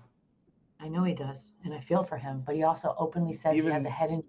Hold on. He also openly says he has a head injury, and the fact that he's mocked so wildly when he has a head injury, and we don't know how much of this is mental deficiency because of a head injury, or how much is behavioral malevolence. Right? I don't know whether he's an evil guy or whether his brain's been damaged. No, he's a sweet guy. I know. We were friends. You know what I mean? We were friends once. So I listened. Yeah, me too. I was friends with him as well. I mean, he helped me when I had some plumbing issues. Listen, he phoned me up when he turned to me and nobody else when he was at his darkest moment, and I still appreciate that. Right. But when he turned to become totally and horribly insulting, that's when it went south. It was the end of it. I agree. But here, you know what? I was listening to listening to a podcast, Lex Fridman, who is an AI guy from MIT, really smart young kid. And he has this podcast, and he had this old guy on. Do you remember Jane Goodall? Yes, the ape lady, the gorilla lady. Yeah. Right. So this guy mentored Jane Goodall, he worked with her, and so he's knows a lot about evolution and apes and Homo sapiens and all the rest of that stuff. And they were talking about alpha males, right? Yeah. And that what makes the difference between apes and humans. And he was talking about how, with apes, there is an alpha male to rule everybody. He just goes around and kicks everybody's ass, and that's how he keeps order, right? And then there are a few animal or ape tribes or monkeys that actually the beta males will lure the females away in a distraction, and that's how they mate with them. They kind of get one over on the alpha male. And so they were talking about violence in humans and why it's so bad now. But something they talked about is what we think is the alpha male, because the alpha male would be like the psychopath that goes around just beating everybody up and robbing and stuff like that. But it's the beta males who actually have inherited the earth. These are the guys that go around in groups and take down the beta males. So that would mean cops, government, guys that we kind of assume are alpha males because they're more dominant, are actually, in the evolutionary sense, beta males joined up.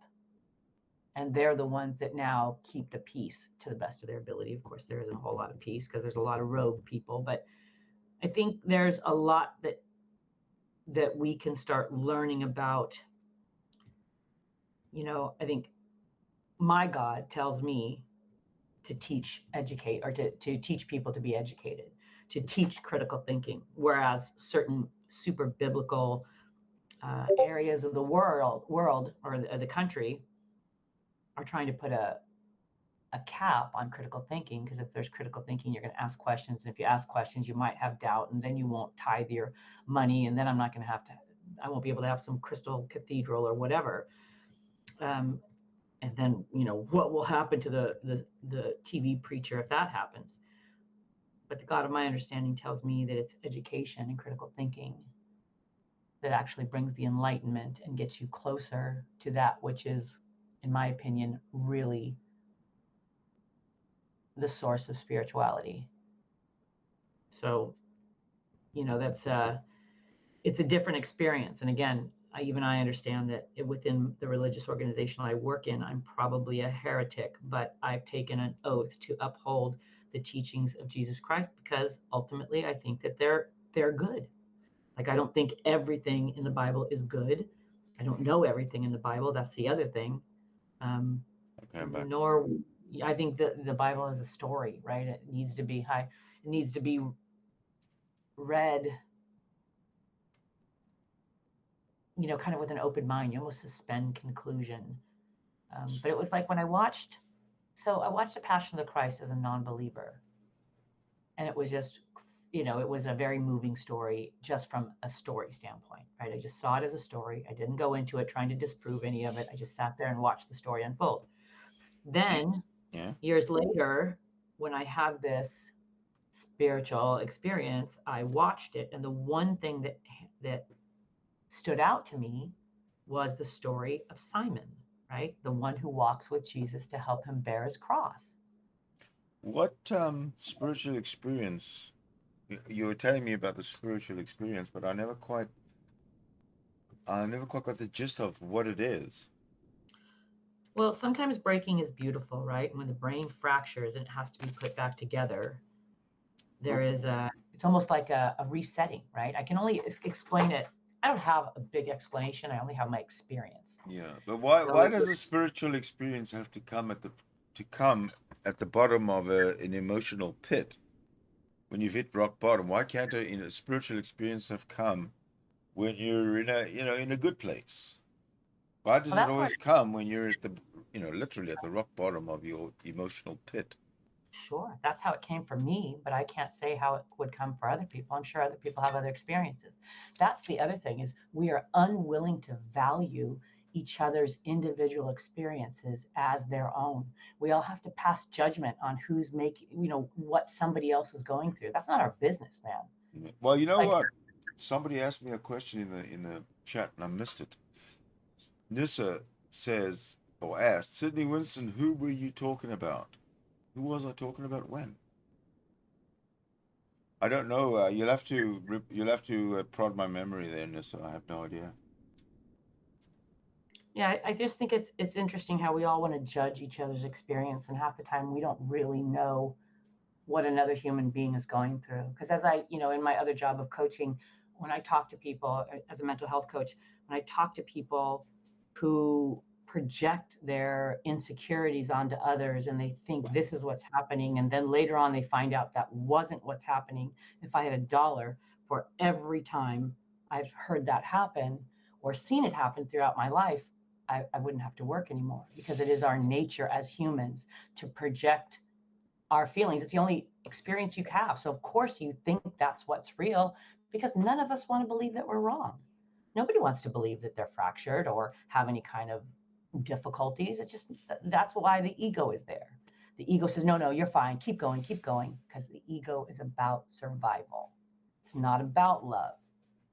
Right. The ego says, don't you dare believe in something you can't see. Okay. Maybe I'm just experiencing it. I'm just surprised that that you came from Asia, from where Eastern philosophies abound, where you have that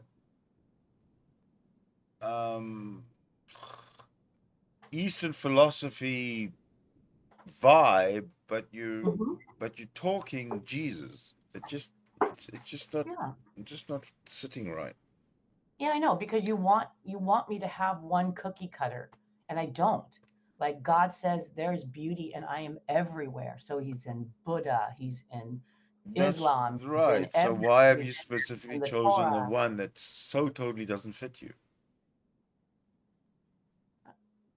I think that's your opinion. I think if you knew me, I mean, I don't know what that means. Like I mean, yeah, if you were more of a Buddhist, for example, and you spoke the words you speak, I would understand more where you're coming from than speaking humanistically and saying it comes from Jesus.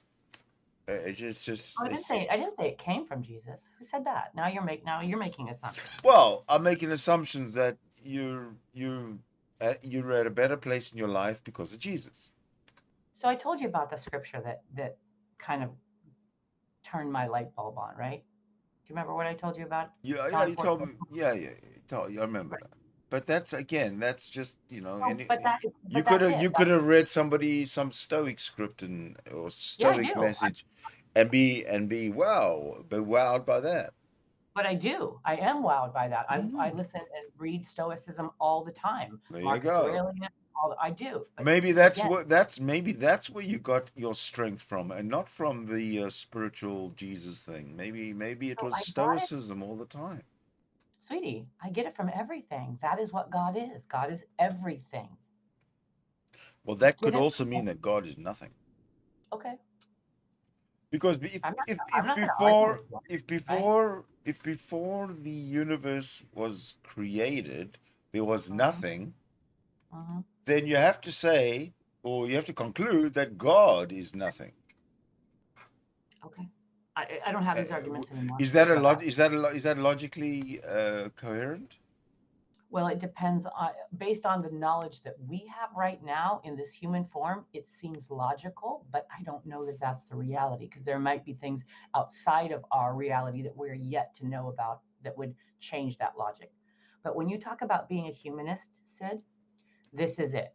John 14:12, where he says, "Verily, verily, I say unto you, he that believeth on me, that the works that I shall do, he do also. And greater works than these he'll do." And the other one says, "And other men will do even greater things than I have done." And he says, "Because I go home to the Father." This is humans passing the torch, right? This is the metaphor of, if you choose goodness and you believe in love, which you can translate if you want into God. That's how I do it. Love is God, God is love, right? And if I continue to work and live within love, then I am able to do the works, not the miracles, because I don't even know what that is. I don't, but I can do the things that God did by helping people and caring for people and stuff like that. And that we pass this torch on to each other as each generation goes on and on. We're not passing the torch to each other. We're giving our children a worse world than we found ourselves. So that right there, I thought to myself, is that Jesus telling us that we're capable of even greater things than he's done? So then why wouldn't I care for his teachings? Why wouldn't I like those teachings if that is in there? But why isn't that shared more? Why is it the guilt and the fire and brimstone? But the things where God says, "Look, you're capable of great shit. Go out there and knock it out of the park. You can do even more things than I did." That's a humanist right there. Like, I don't know what you're looking for, Sid. Like, it doesn't even matter if he was a real person. That line of thinking, that logic sits for me. Okay. I'll buy that. I'll accept that. Why not? Just seems like I don't think I'm anything special. I'm just a regular human being, and I'm here to help another human being. And if that's the best my life gets, I've been rich. I've lived all over this world. Are you here to help Nothing. me? Yeah, I am. Okay, I need help. I know. How can I help you? You may need help in ways that I don't help or can't help anymore, but I certainly am here for you. Well, What's your why? if you're there for me, then that's not going to help me. You have to be here for me. You know what I mean? I'm broken. I haven't fixed that broken part of me yet. Yeah, but I meant it metaphorically. I know. Me too. Oh, you're just saying that. Come on. No. Hey, I gotta go. I got a client I gotta see. So. All right. Thanks for popping in. I really appreciate it. Hold on. Wait a minute. Give me a second. What? That might be wrong, actually.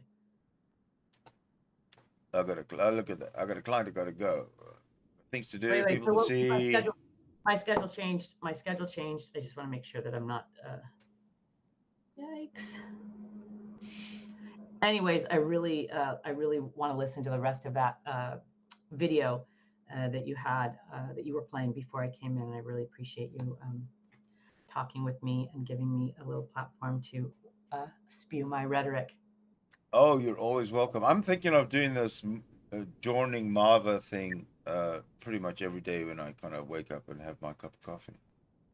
Yeah. I didn't mean it to go this long, but whatever. You know how I get. How do you get? I get how I get when I get to talk and you can't trust me with your time. No, I have all the time in the world for you. I appreciate it, honey. Okay, have yourself a beautiful day. You have yourself a great day too. Love you. Thank you. Love you too. Bye. Oh, it's so lonely in here. Oh, so lonely. All right, who's next up? What do I say? Enough is enough. Morning Java does not take 2 hours. Actually, it shouldn't take more than 2 hours, maybe. Okay, I'm going to go back to the chat. Sidney Winston from Nissa. If I do good things as a non-believer, are they less valid due to my lack of faith? Yes, absolutely. If you do not have God, then your good deeds mean nothing. They are as useful as shit on a cockroach's foot.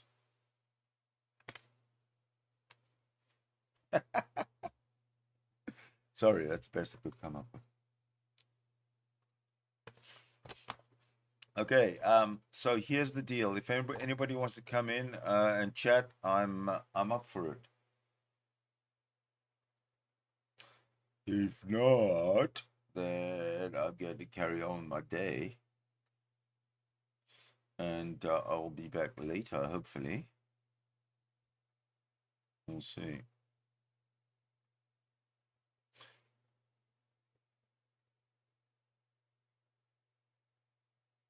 Coffee. I've got lots of coffee. I just don't have anyone to talk to.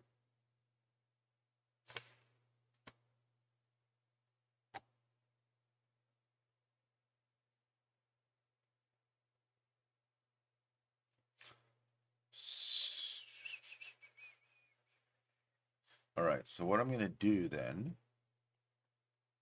is going to grab my trusty old timer.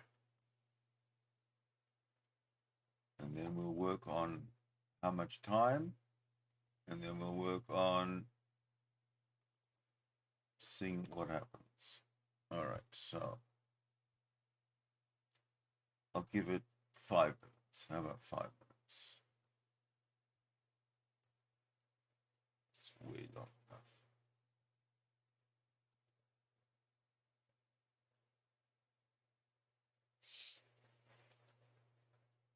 I?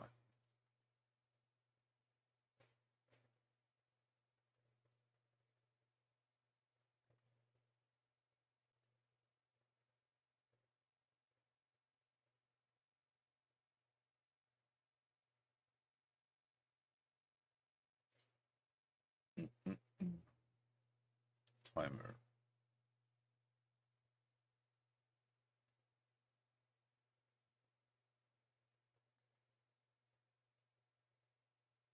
Oh, really?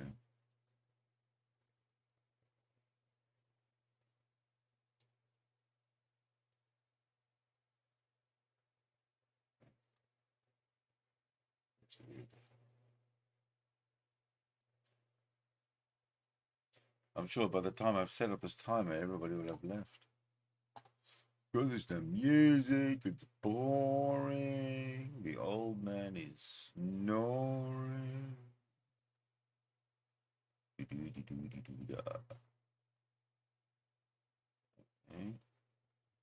There we go.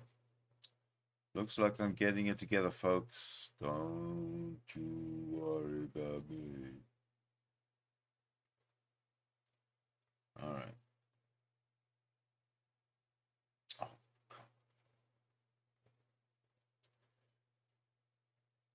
Oh, okay. There we go. All right, so then the room, my patients will be around for the next 5 minutes, I guess, or so. If you guys want to join, please do. Time is starting. Time is starting, and now.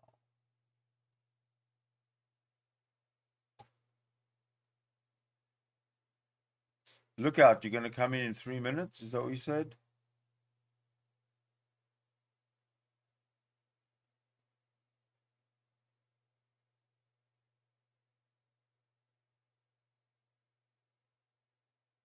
Well, Nissa and Lookout, you should both come in here and talk about Lookout's video. It was awesome. I think that's a good, it's a really good topic. When do I expect to broadcast again? Probably, what's the time now? 11 o'clock? Probably around, I don't know, 4:30 or 5:30 or 6:30 or 7:30, you know, some in the evening. I don't know. I'm not very reliable when it comes to scheduling, because if I schedule it for 7, I might be ready by 5, and then I'll start it at 5. If I schedule it for 3, I'm not going to be ready until 5. You know? So I'll probably round about 5-ish. All right, tell you what, I am going to keep the I'm going to keep the timer running. I've got some animal stuff to take care of, and I'm sure I can do it in 3 minutes, not a problem. So I'm just going to leave it there and wait for the people to wait for Lookout and maybe Nissa to join. That'll be awesome. Okay, I'll be back.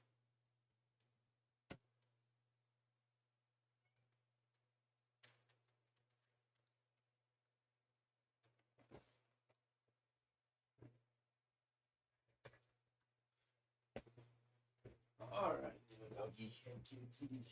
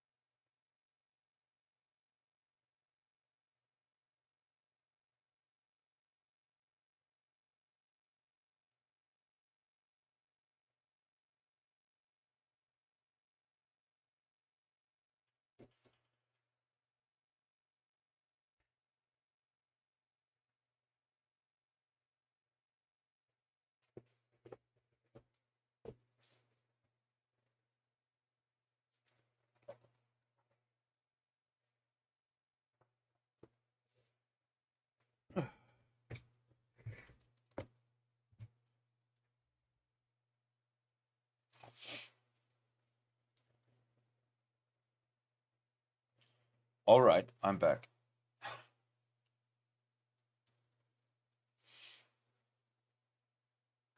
Okay, look out. You're going to come in?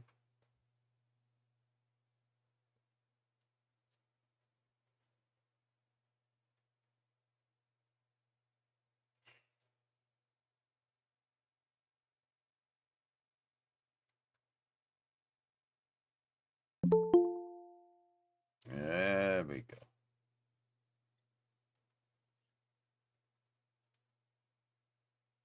Hello, infidel. Oh, shit. Let me get my camera going. I got it covered for the old dust. So let me get this shit going. All right.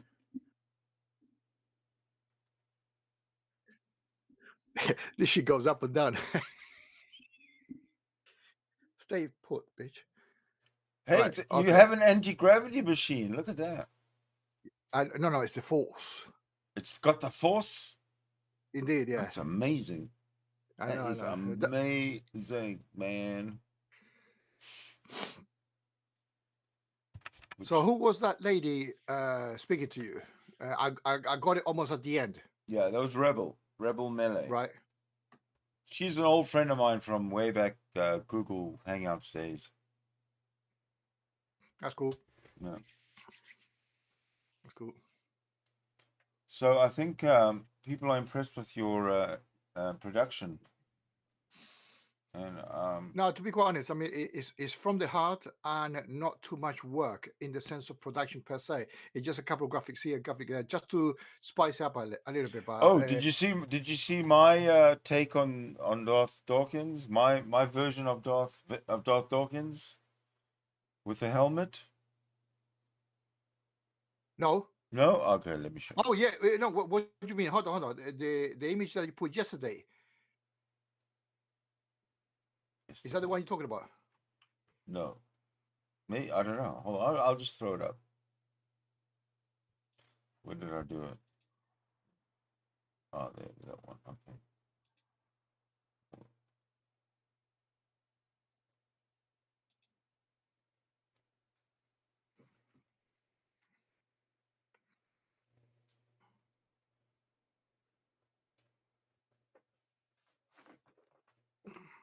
Did I open it up? I just finishing editing a video.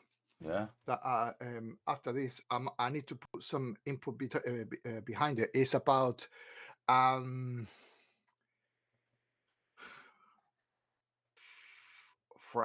What's the name of the thing? Predestination. Oh yeah. Right. I was just mingling throughout the internet to see what apologies were they.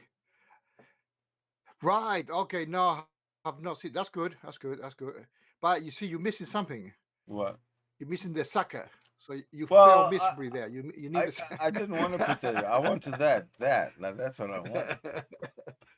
No, that's cool. That's cool. That's totally cool. That's totally cool. That's totally good. I want Darth to look at that.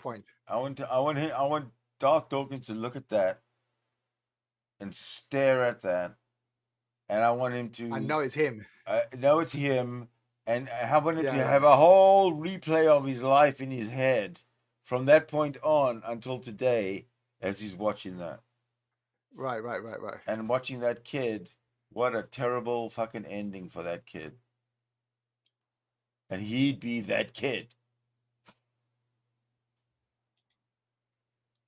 Now that's nasty. I mean, to be able to reach that level of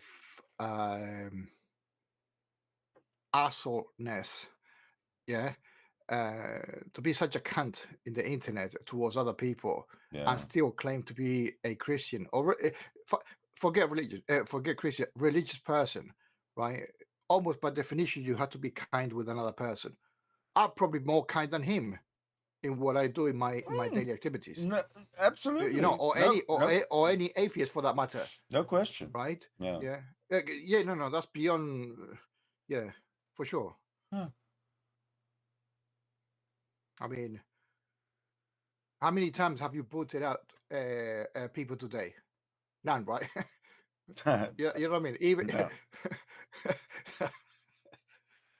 Well, have you ever seen me? I think the only one I've ever booted out was I think Justin Downing. that for whatever reason is basically what I'm trying to say is not your MO, No. right? So he thrives in a different level, right? This guy's a predator for sure. He's a predator. It's definitely. It's not even it's not open to debate, right? And he's got his fucking tactic, the way of doing things, Yeah. right? Yeah. And it's all about causing mayhem. Yeah. Right. So surprise, surprise, we are here. We are ready to give him in kind. Oh, there's something I forgot that I needed to talk to bring to Rebels' attention. No, it's really it's hilarious. I think it's not hilarious. It's weird. There's some kind of. I'm going to tell you a story if you're still watching Rebel, when you come back next time, about something that happened that was very coincidental between you and me. Okay? Remind me next time you come online.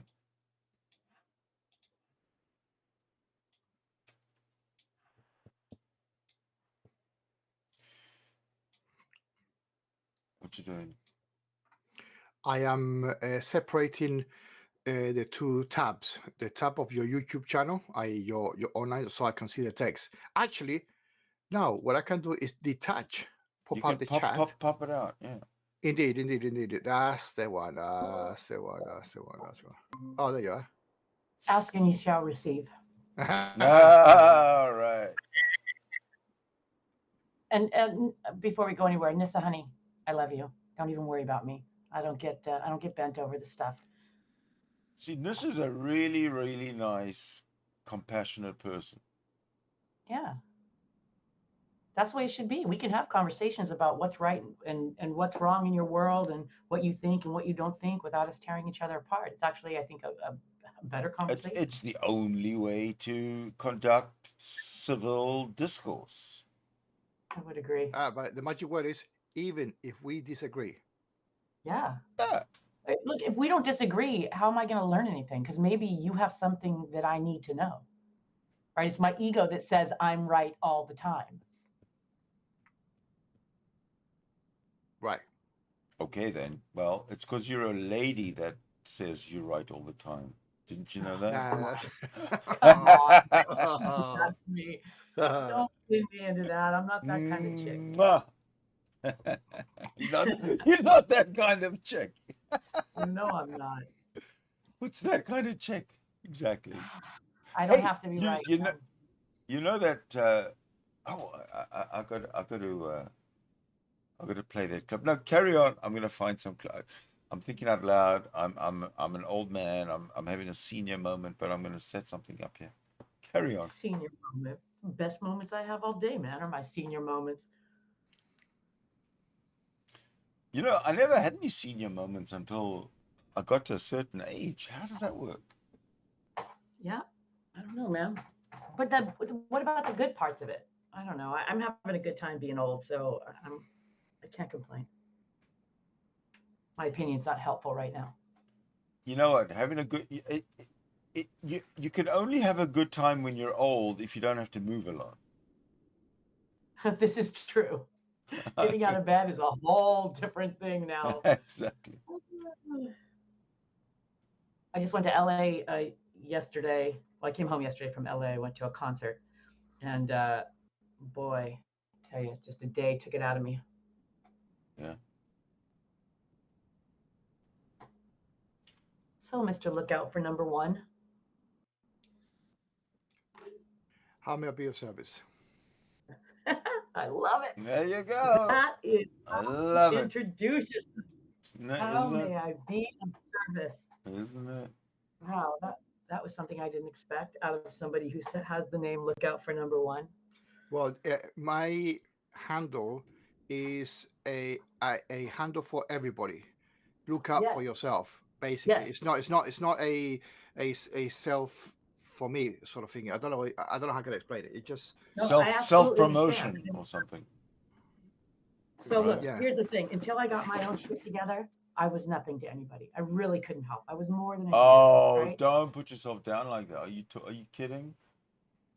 Well, it's the truth. It's okay. That was my past. That was what happened. But I see now So, in getting my own shit together. I was going to tell you that story, right? I was going to tell you that story if you did come back.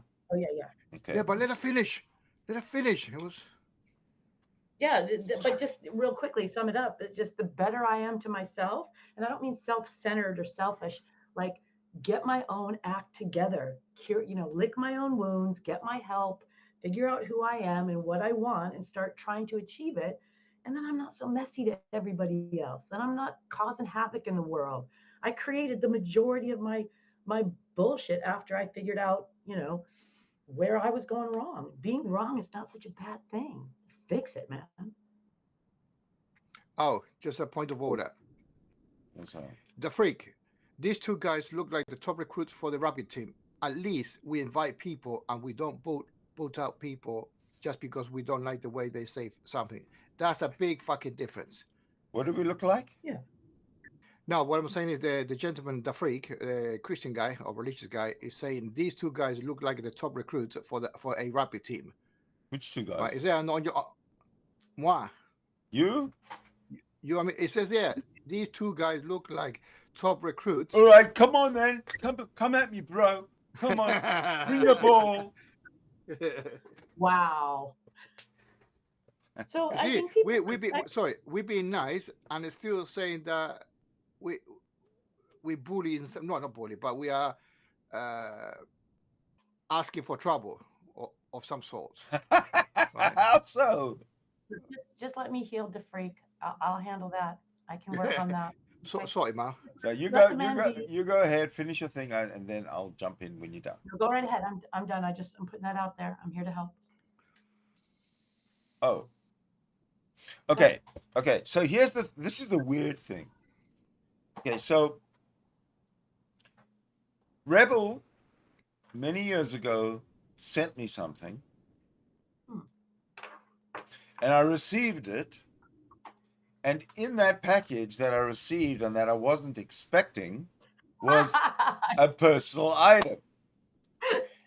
And I kept that near and dear to me it was here with me every single day. I didn't really know what to do with it, so I just held on to it.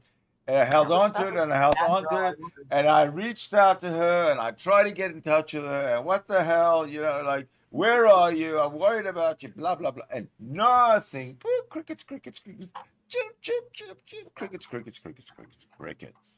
Are you gonna out? And then no. And then at some point, not that long ago, I discarded of that personal item because I just didn't know what to do with it anymore, and it was just there. I was confused. So I discarded it. It's gone. And then not much long after I discarded that personal item, does Rebel appear back on the internet? See how God works? I knew you'd say that. But that was kind of sort of very freaky. Yeah. That was the story. Had I become the cult hero that I was destined to be, you could have sold those for big money, but sorry.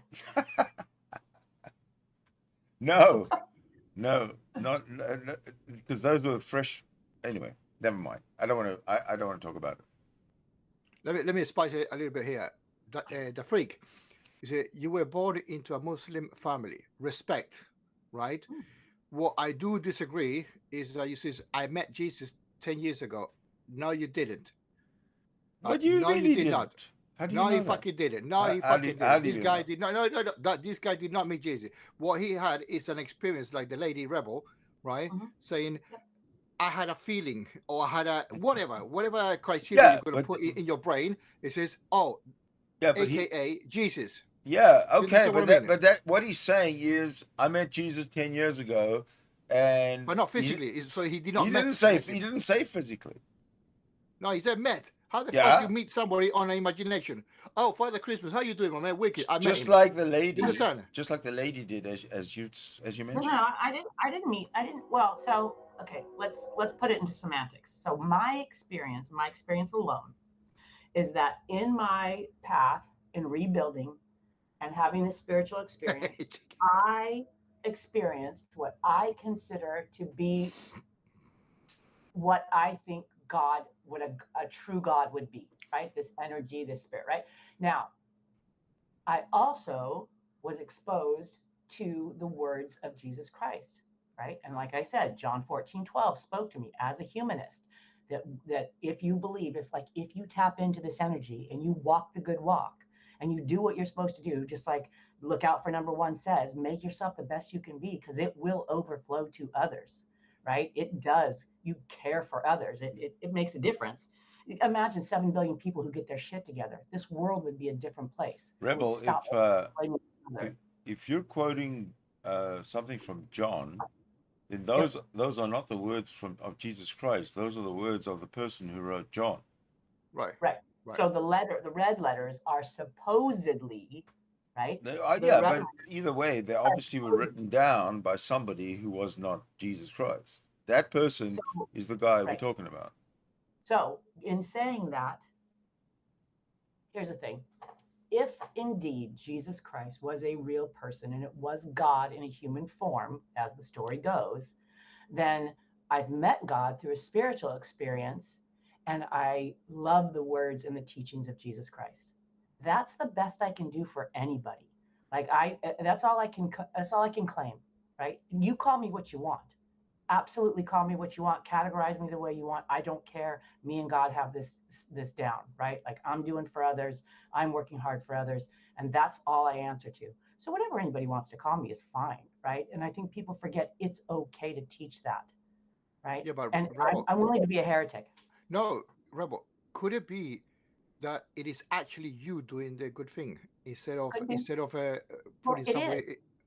It is. It's both of us. It's a team, right? Like, I'm tapping into this energy. I'm tapping into this. Like, when I get up every morning, my prayer is like, in my mind, I'm joining hands with the Creator, right? And I'm saying, okay, God, I got it down here. I know what I'm responsible for here on earth. I got to clean my room.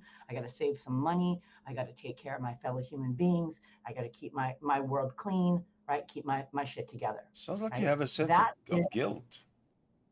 No, duty, obligation to be good, to help others be good, to have a better quality of life. Because remember my why. So when have you not helped others be good? Because I can't remember you being the opposite of what you are now, ever. Yeah, but you knew Sugar Rhodes. You knew the persona that was behind. Persona of Sugar Rhodes was no different than the persona of Rebel underneath it all. Sure, there were essence of me, but in my private life, what was I doing? I have no idea. I wasn't part of your I was not part of it, but I was not part of your private life, so I have no idea. Absolutely, yeah. And I was. I mean, as a paramedic, helping people, for 25 years. But my personal life, who I was as a person, right? I was contributing to my own demise because of my defects, my character defects from trauma. And just naturally being a human. Like, we get all freaked out if we have character defects, but if you don't acknowledge your character defects as a human, you cannot grow. You cannot grow. Hey, you know what I find strange? We spend hours and hours and hours in Hangouts. Mm-hmm. And you saying you were kind of, that's a part of you weren't sharing with all of us in the Hangouts that thought we were friends. We were friends to the best of my ability to be able to keep friends. You were the closest thing. You should have seen what happened to me when I had to leave the internet.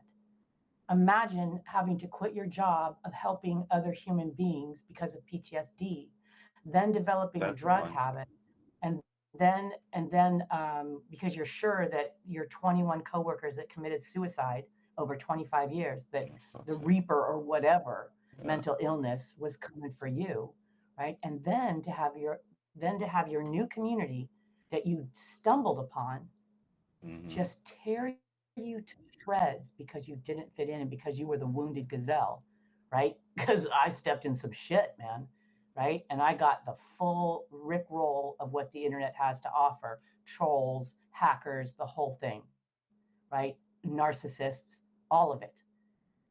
Imagine what my life was like when that was all taken away from me. And it was just me and my meth pipe, man. And then somebody dumps a whole lot of money on me when my mom dies, right? So you were into the meth before your mom died? About 6 months. Hold on a second, because I remember you hours and hours and hours. You were going through your mom's stuff. Remember, every day I was going through more and more and more and more. You were on meth then? Yeah, that's the thing. If you don't know what drugs do to you, meth has a romance period, right? Adderall is meth, right? I don't know what Adderall is, unfortunately. Yeah, the difference between morphine and heroin is just one is made outside of a pharmaceutical lab, right? And meth and Adderall are the same thing. Meth is a pharmaceutical grade. That's because I have ADHD. So that's why meth was so appealing to me, because when I did it, my all was good with the world for a while. But that's the lie that drugs tell you for a while. There's that romance period where all is good until the dopamine reaches an overload and it completely hijacks your brain. Yeah, I got 50-something seconds of something for you to watch. Is it going to embarrass me? Hold on. That's not it. Probably. No, it's not going to embarrass you. Cut that section out. No, it's not going to embarrass you. I just got the wrong one up there. Hold on. I'll just change it. Carry on. It's okay. I mean, I'm transparent. I don't hide anything. I'll tell you the whole truth about me. I'll tell you how much I weigh, how old I am, what kind of garbage I've done in my life. I own my truth now. You can't hurt me. So, which is really a beautiful thing. That's why most people are crying out and acting out, because they haven't healed themselves, and people can wound them. Who's trying to hurt you? Oh, this is the right one. It's just a metaphor. Thank you. Come on, Sidney, wake up, yeah? Be on the game, yeah? Listen, I'm a senior now. No, but lady, seriously, on a slight, okay, on sorry, a slightly topic. It was the right one. But anyway, so it's like, what topic are you talking about? Boot. Go ahead. First of all, I give you total respect for your service as a paramedic. That's a shit, big job, right? And it's a lot of pressure. You see a lot of shit. That by definition, you see problems in every fucking occasion, right? And that can bring a hell of a lot of pressure. But we cannot blame you as a human being for going on a side event. That's the company that you represented to give you some sort of support, right? But also, I came into that industry with complex PTSD from childhood trauma. My mother beat me mercilessly. Talk about narcissist. She was horrible, but I didn't know that, right? Didn't know I was carrying that with me. Wow. Was she friends with Dad Dawkins? No, but they would have gotten along well. Fucking hell, yeah. Can imagine. So here's the what's going through the grapevine on the internet. You ready for this? Oh, got it. Yep. Did I see Shani's face? Yeah. Hold on a sec. Sweet child. I suppose I better put some volume up, huh? Okay, I'll start again. I wouldn't. That's a losing. You would be on the losing team. Well, praying for another human being does not guarantee outcome. It's just the nice thing to do. Yeah. Okay, it's I've got too many things. But she's not going to say thank you. Give me one. No. She's interested on this. Wow, it takes like 20 minutes for it to hang out. Hold on, I'm going to switch my camera off, I think. I've been in her hangout and been in her corner and supported her, and she just shit all over me. So, you know, she's proven herself to me. I believe it.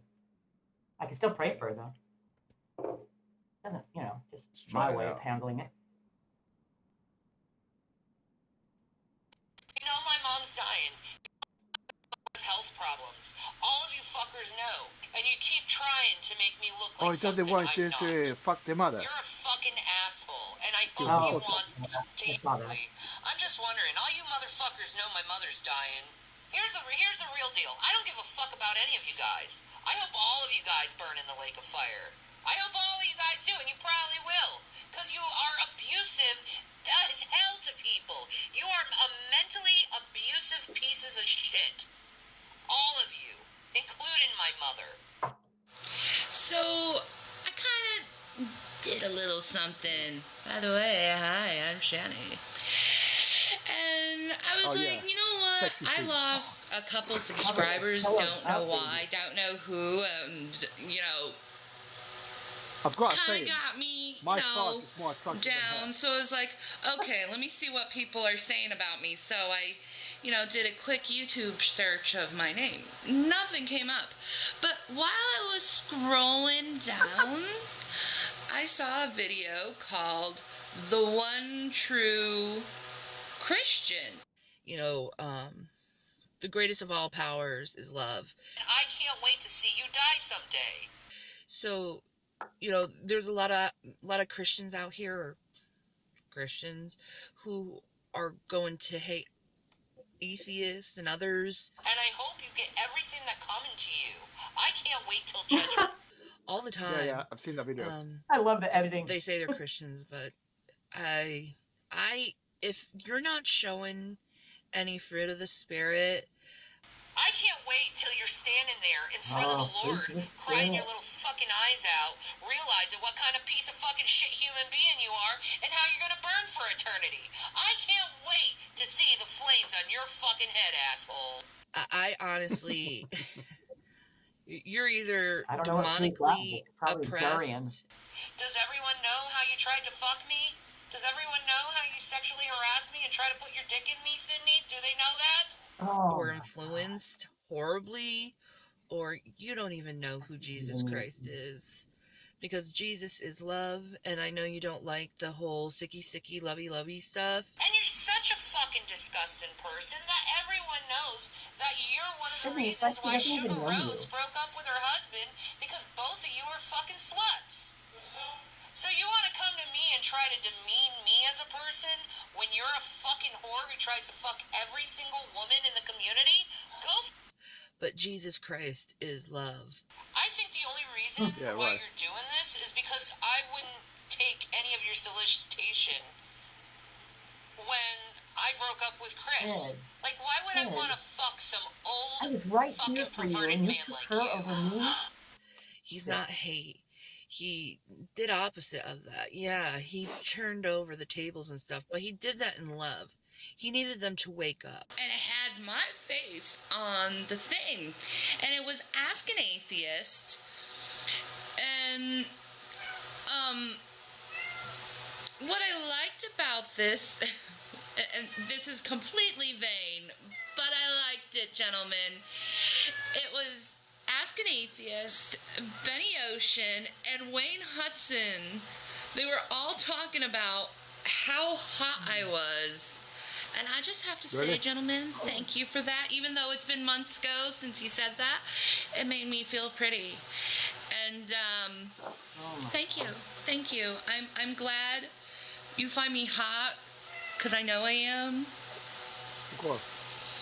It's just a lot of people don't see that side of me, that sexy side. But you guys picked it up.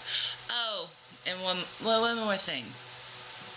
To Watermelon Jigaboo?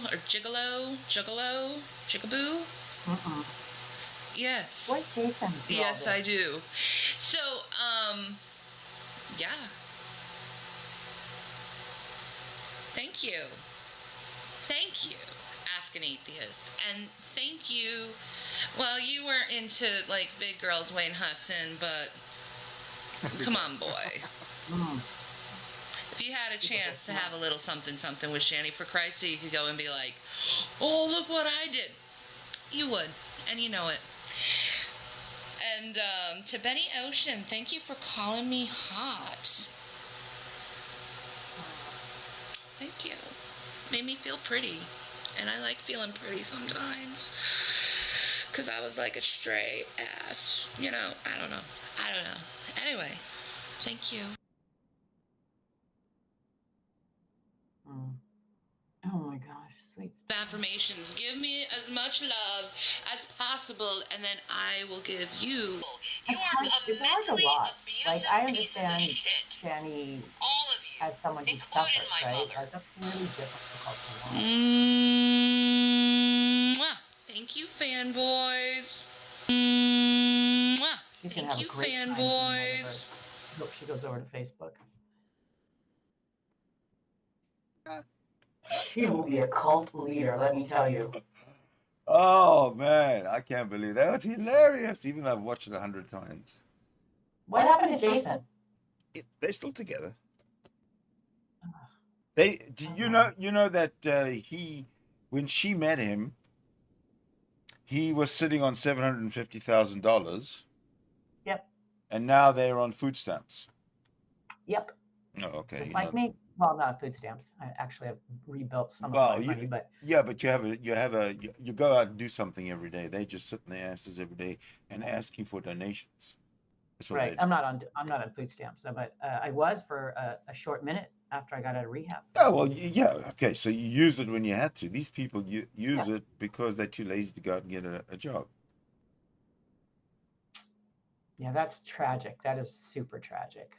And Jason, he makes videos saying, oh, we're just looking for a place for Shani for her last days. We don't think she's going to live too long. So we just want her to be comfortable. And then Shani's dying and she comes on and she's, oh, I feel terrible. I just feel like I'm going to die.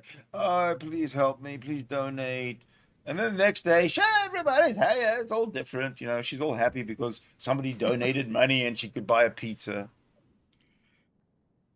So tell me where the compassion is. Like, I see that really different, right? And I don't want to be Debbie Downer here. This is how I kill a hangout. Why doesn't the rest of the world see that sickness for what it is? And the why isn't it painful? Because it's painful to watch for me. And it was painful even before I broke. It's the same way that I don't know how we walk past the homeless and blame them. You're just an alcoholic. Fuck yeah, if I slept on the streets, I'd be drinking all day long. Yeah, exactly. All my time of working with the homeless, because that's where the God of my understanding dropped me when I needed a little bit of a stabilization. Come help these people. These are the people that need help. I started to see them in a completely different way. And when you hear their stories of abuse, when you hear the stories that, dad was the first one to shoot me up with methamphetamines, or mom beat me, or, I was left outside, or any of the story, millions and millions of stories, you ask yourself, well, what the hell do we expect? What do we expect from humans who are treated in this way? Like, we use the words trauma, we use the words abuse, we have adult protective services, child protective services. We have all of these things. Yet when we look at another human being, we make some kind of moral decision that they're just not doing enough, right? And then after they've been homeless for 10 or 15 years and they've got no teeth and they talk to themselves because that's the only person they've got, right? Or it's a pre-existing mental illness and we go, I'm not giving you anything. You elitist fucks. Like, help another human being out. Well, why don't we? I tell you what. Let's make a business out of this. Let's see. No. What we're gonna do is we're gonna buy Wilson balls by the caseload. From the movie Wilson.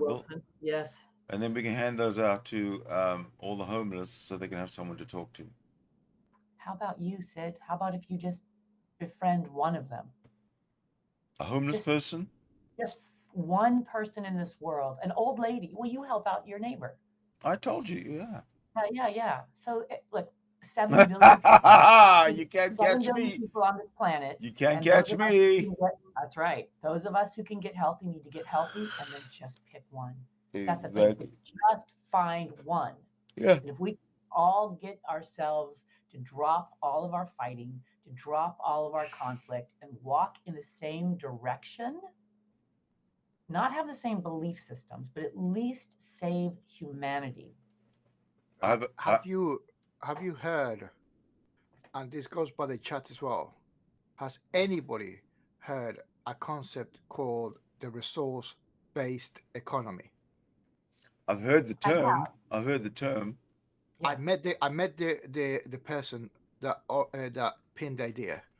I put it at the beginning of the chat. It's called. His name was Jack Fresco, right? In the early 40s, right? He already was able to create a worldwide society. Yeah. Without any detriment to anybody, right? I don't want to go on with it because it's a big fucking scope, yeah. Mhm. But if you type in the resource-based economy, there's hundreds of videos from him and his website or whatever. He coined another term called the Venus Project, right? Yes, Which I know. is I've seen all of this. It is amazing. right. Well, I met him personally. I got a photo with him. Really?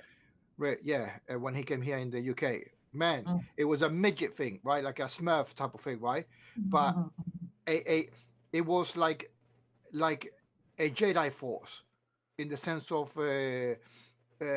what he could do to humanity, right? Make God like a fucking wimp. Do you understand? Because he says, "Give me the power, i.e., the natural resources, right? Not for him, but let me handle it, yeah." And he can create a free society. And what I mean free is free, right? Right. Yeah, right? I saw it. It's amazing. But look at how they tried to destroy him. Yeah, that's my second topic when you said about helping others, right? Not that it's not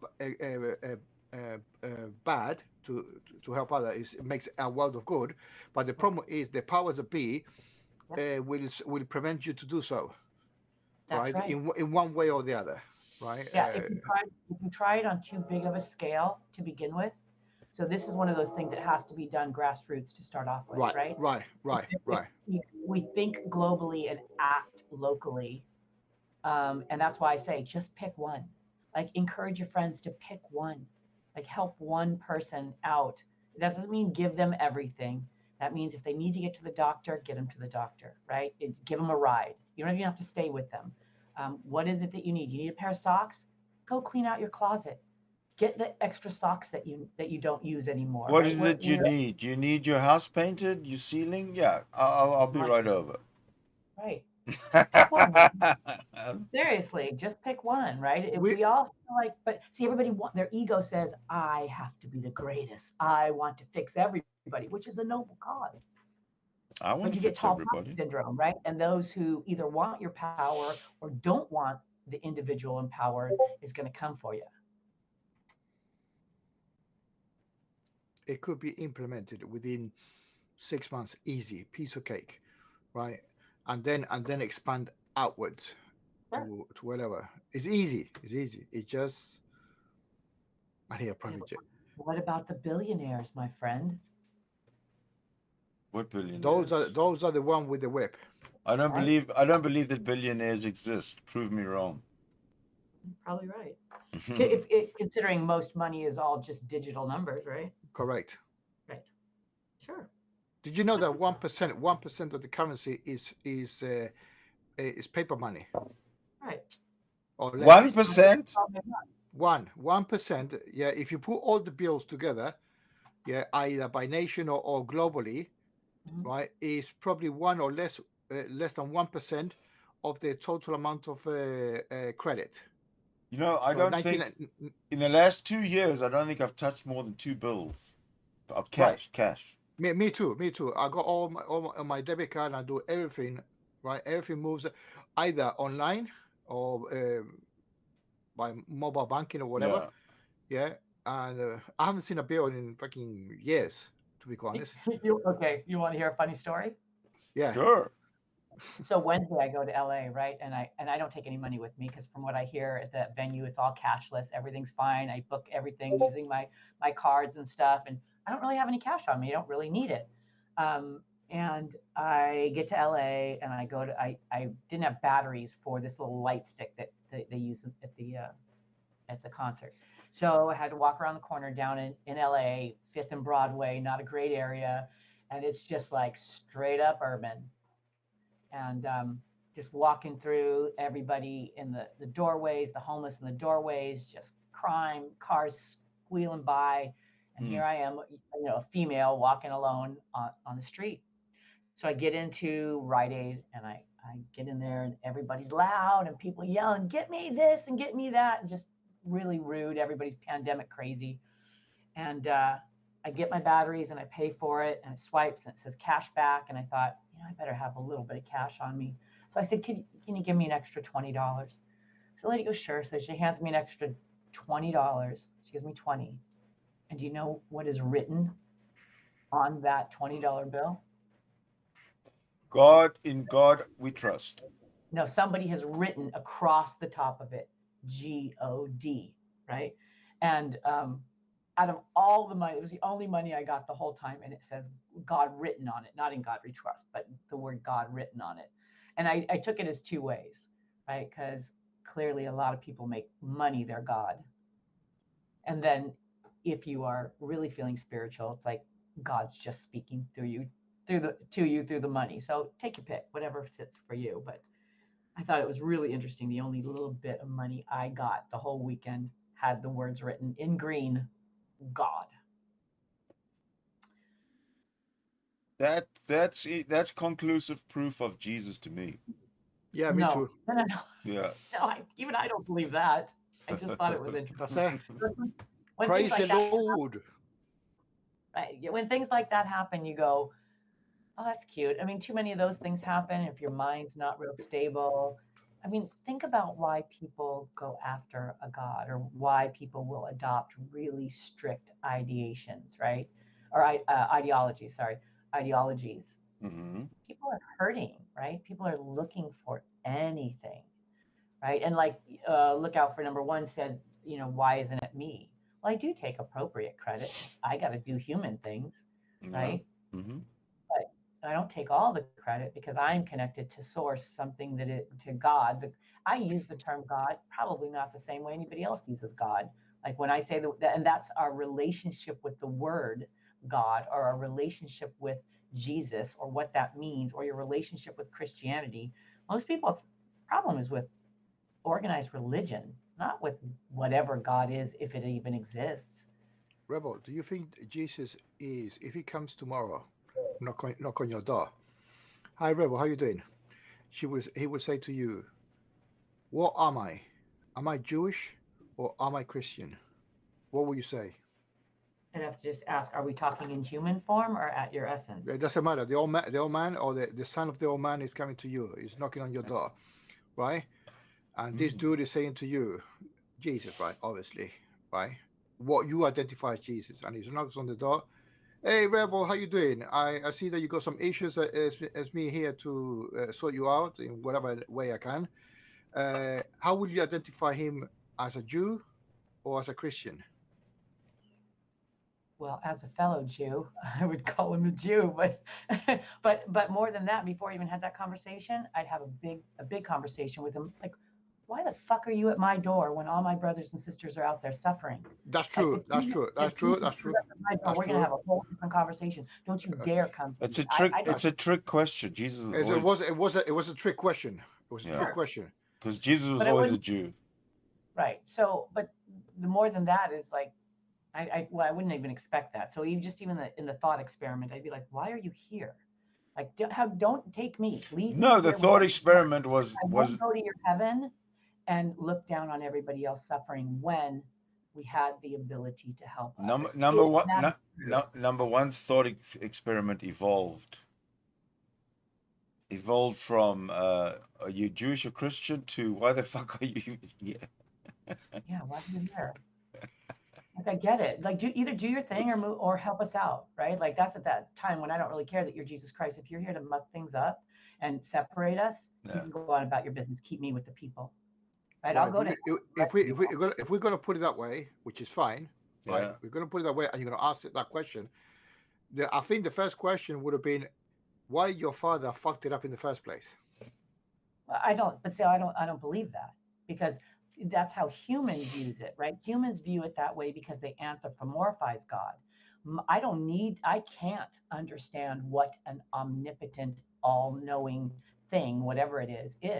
It's absolutely outside of my cognition. And it was in these rooms that taught me that. When somebody said, do you propose to know the mind of God? I went, fuck no, I can't even imagine. That's why God is God. Yes and no. May I explain? Sure. When you say God, who are you saying it to? Are you saying it to the Son, to the Father, or to the Holy Ghost? Because for me, God is a package deal. Otherwise, replace God with team. Yeah, team Father, team Son, team Holy Spirit. So when you say God, you're not saying a person. You're saying one of the trio. Well, right? That's how humans explain it, right? Indeed. Like we only have our language, right? And we only have our concepts of it. So I hear what you're saying. I don't really care whether it is conventional as we know it, right? I know the experience I'm having, and I understand the concept of Father, Son, and Holy Ghost, right? And I'm okay with that. Like that, whatever my spirit is, my soul, whatever this is that keeps my heart beating when I'm asleep, whatever keeps me breathing when I'm asleep, the thing that connects me with other human beings that I feel a desire to help or pair bond with, the thing that bonds us, to me has always been kind of God. I'm not big on organized ideology. Like I don't care what. No, that's fine. But what I'm saying, okay, for example, in the false experiment about Jesus, if in that thought experiment that you were going to talk to him, would you see him as part of a package deal, or that is the God? Yeah, I don't know. I have to be honest. I don't know. I don't think about it like that because I'm experiencing what I'm experiencing from a personal standpoint, and that will be revealed to me when I pass. Either there'll be nothing or there will be whatever whatever it is. But it's what I do on this living earth while I'm here that is really important to me, because either way, and I'll tell you really quick and then I got to go because I have a client. So my feeling is we need to feed, clothe, house, and heal all of humanity. Right. If there is a God, that would totally please that kind of omnipotent God. If there is no God, we're still feeding, clothing, housing, and healing humanity. It's a win-win. So what happens in your head or how you believe is up to you, right? As long as our objective is the same, and that's to keep each other healthy, happy, and safe, right? How you believe and what your spirituality is unimportant to me, as long as we're all working on the same project. Right. Okay. Finally. Okay. Understand it. But with the religious concept, the difference is that without it, you can do the job. But with it, with the baggage of God, is that plus give me your 10%. Yeah. Well. So why have it? Yeah. See, I don't do that. I invest my 10% in people. Mm-hmm. I give a lot more of my life than 10% to the job that I do. That's tithing. When I spend money on people, that $20 bill that I told you about, I gave to a man at Union Station in LA, and he asked me for a cup of coffee, and I said, I'll do you one better. And I gave him that 20, and he walked right over to the coffee thing and bought himself a cup of coffee. I got no problem with that. So right. I give that. That's kind of mine. I don't subscribe to a lot of that same ideology because it doesn't work, and it hasn't worked, and so we should stop doing what doesn't work. I love you guys. I got to go. I got a little bit of a client here, and I got to go. Love you guys. Bye. Bye.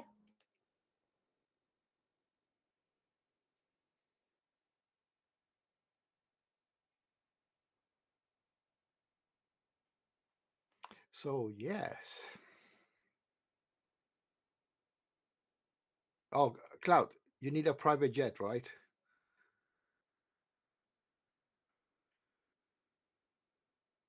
in the resource-based economy, you will not need a jet because things will be provided, right?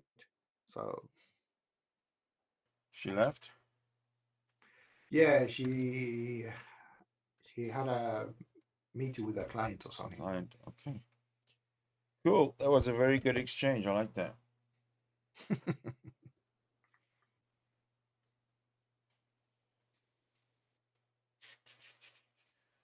There we go. Oh yeah, that geezer, Kenneth Copeland. Man, what a hypocrite piece of shit. Where'd you see that? Kenneth Copeland. Oh, you look in No, the in the chat. What am I checking the chat? What I got the video one side and the chat on the other side. Big fucking thing. Great. You want, but you want it to be. Do you want to pilot it or you want to just be the boss of the plane and travel and be served? Is Most Epic still watching? He said, "Would you buy Sidney Winston? Would you buy that for $1?" I don't remember what that was about. That was about that. I'm gonna be nice. That lady that you show in the video. Oh, would Shani? you buy that for $1? Shani? well, I'd expect some change. Huh? I'd expect some change. I would give you. I would do one better. Not even for fucking free, and not even in an island. Listen, I'll probably twist and fuck myself. You know what I mean? Yeah. Oh, that was hilarious. So, in the one hand, she's calling me a slut, and that I want to fuck everything on the internet. And the next thing, she's, would you like a piece of me? That's funny.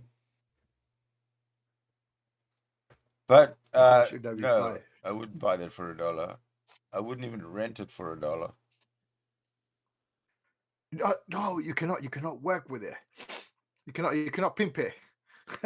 Yeah, exactly. Can't pimp that. It's not pimpable. It's not pimpable. It's an asset. It's an asset that's been depreciated past its expiration date now. So yeah, it's a losing investment. Yeah, right. Honesty. I'd like to watch that again because not because I want to watch it again, but because it makes me laugh. It's hilarious. You just want to see those pairs, right? Is that Like it's three. It's three Shanies, right? There's a Christian Shani, the one where she's all sort of made up, and then there's the drunk Shani where she's yeah, baby, you think I'm hot, right? That's the drunk Shani. And then there's the crazy Shani, the psychotic Shani. You are a slut and you want to fuck every woman on the internet. We know about you, Sidney. That type of shit. It's... Klaus, right. There's a fetish for everybody. Or for everything. Right. Well, obviously, Jason. That's true. Jason's still with her. And if he wouldn't be with her if he didn't like that large tree trunk like women, rotten tree trunk, you mean, right?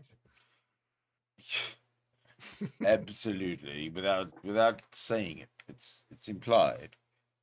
Right. Sorry, my bad. Yeah. So how come you're up so early? What do you mean up? Sorry, 8 o'clock. 8 o'clock PM. now. Yeah, I mean you've been on with us for a couple of hours. Yeah. So good. So good. Yeah. Wow, we've had rain all the time. All of a sudden, here's the sun. We've had rain for days and days and days and days and days. Oh, that's good, isn't it? Yeah, I'm thinking of harnessing up the pooch and going for a nice walk in the sun. It's cold, but hey, it'll be a nice fresh walk. What do you think? Eh? Yeah, she's into it. Actually, I'm just making toast, come to think of it. So hang on, or if you don't want to, then I'll end it. What do you want to do? That's fine. That's fine. By the way, Cloud, you know there's something called autopilot, right? So don't worry about you flying the thing.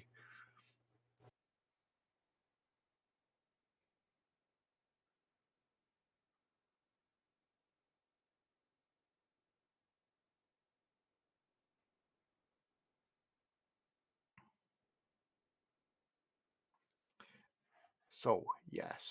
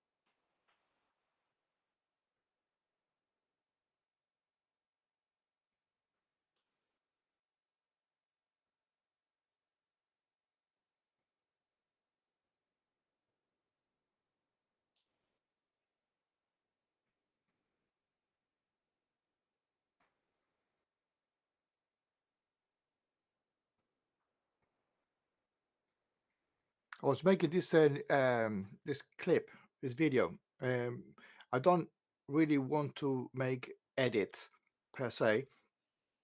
I want to show one clip and talk about it, but there was 3 other clips from different other sources that I wanted to incorporate, and I was using an NLE, non-linear editing program, right? And I wanted a transition between the clips, and it was not working properly. And not because I did not know what I was doing, it's because the software cannot do what I wanted to do, or what I wanted to do. So I emailed Filmora, which is the software that the video editing program that I'm using, and they just replied to me. So that's what I was typing. So yeah, all good.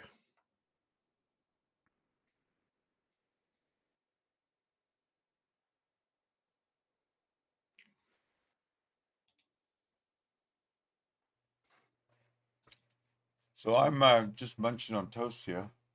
So your audio out. You always forget to mute it. No, I'm just munching on toast. I know. So that's why I'm muted.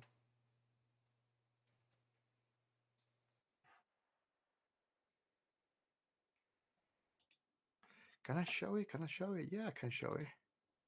Can I show it?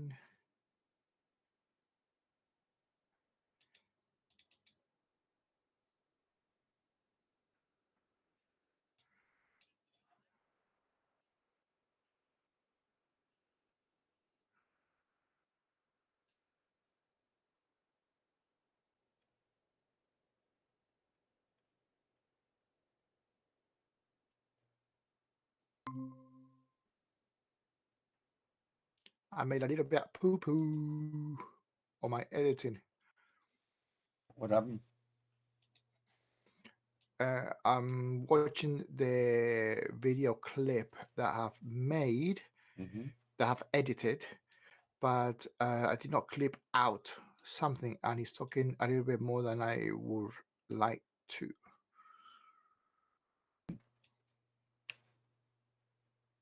Okay, I'm going to bring the live stream to an end, I think, because yeah, that's cool. That's cool. We aren't being very entertaining right now.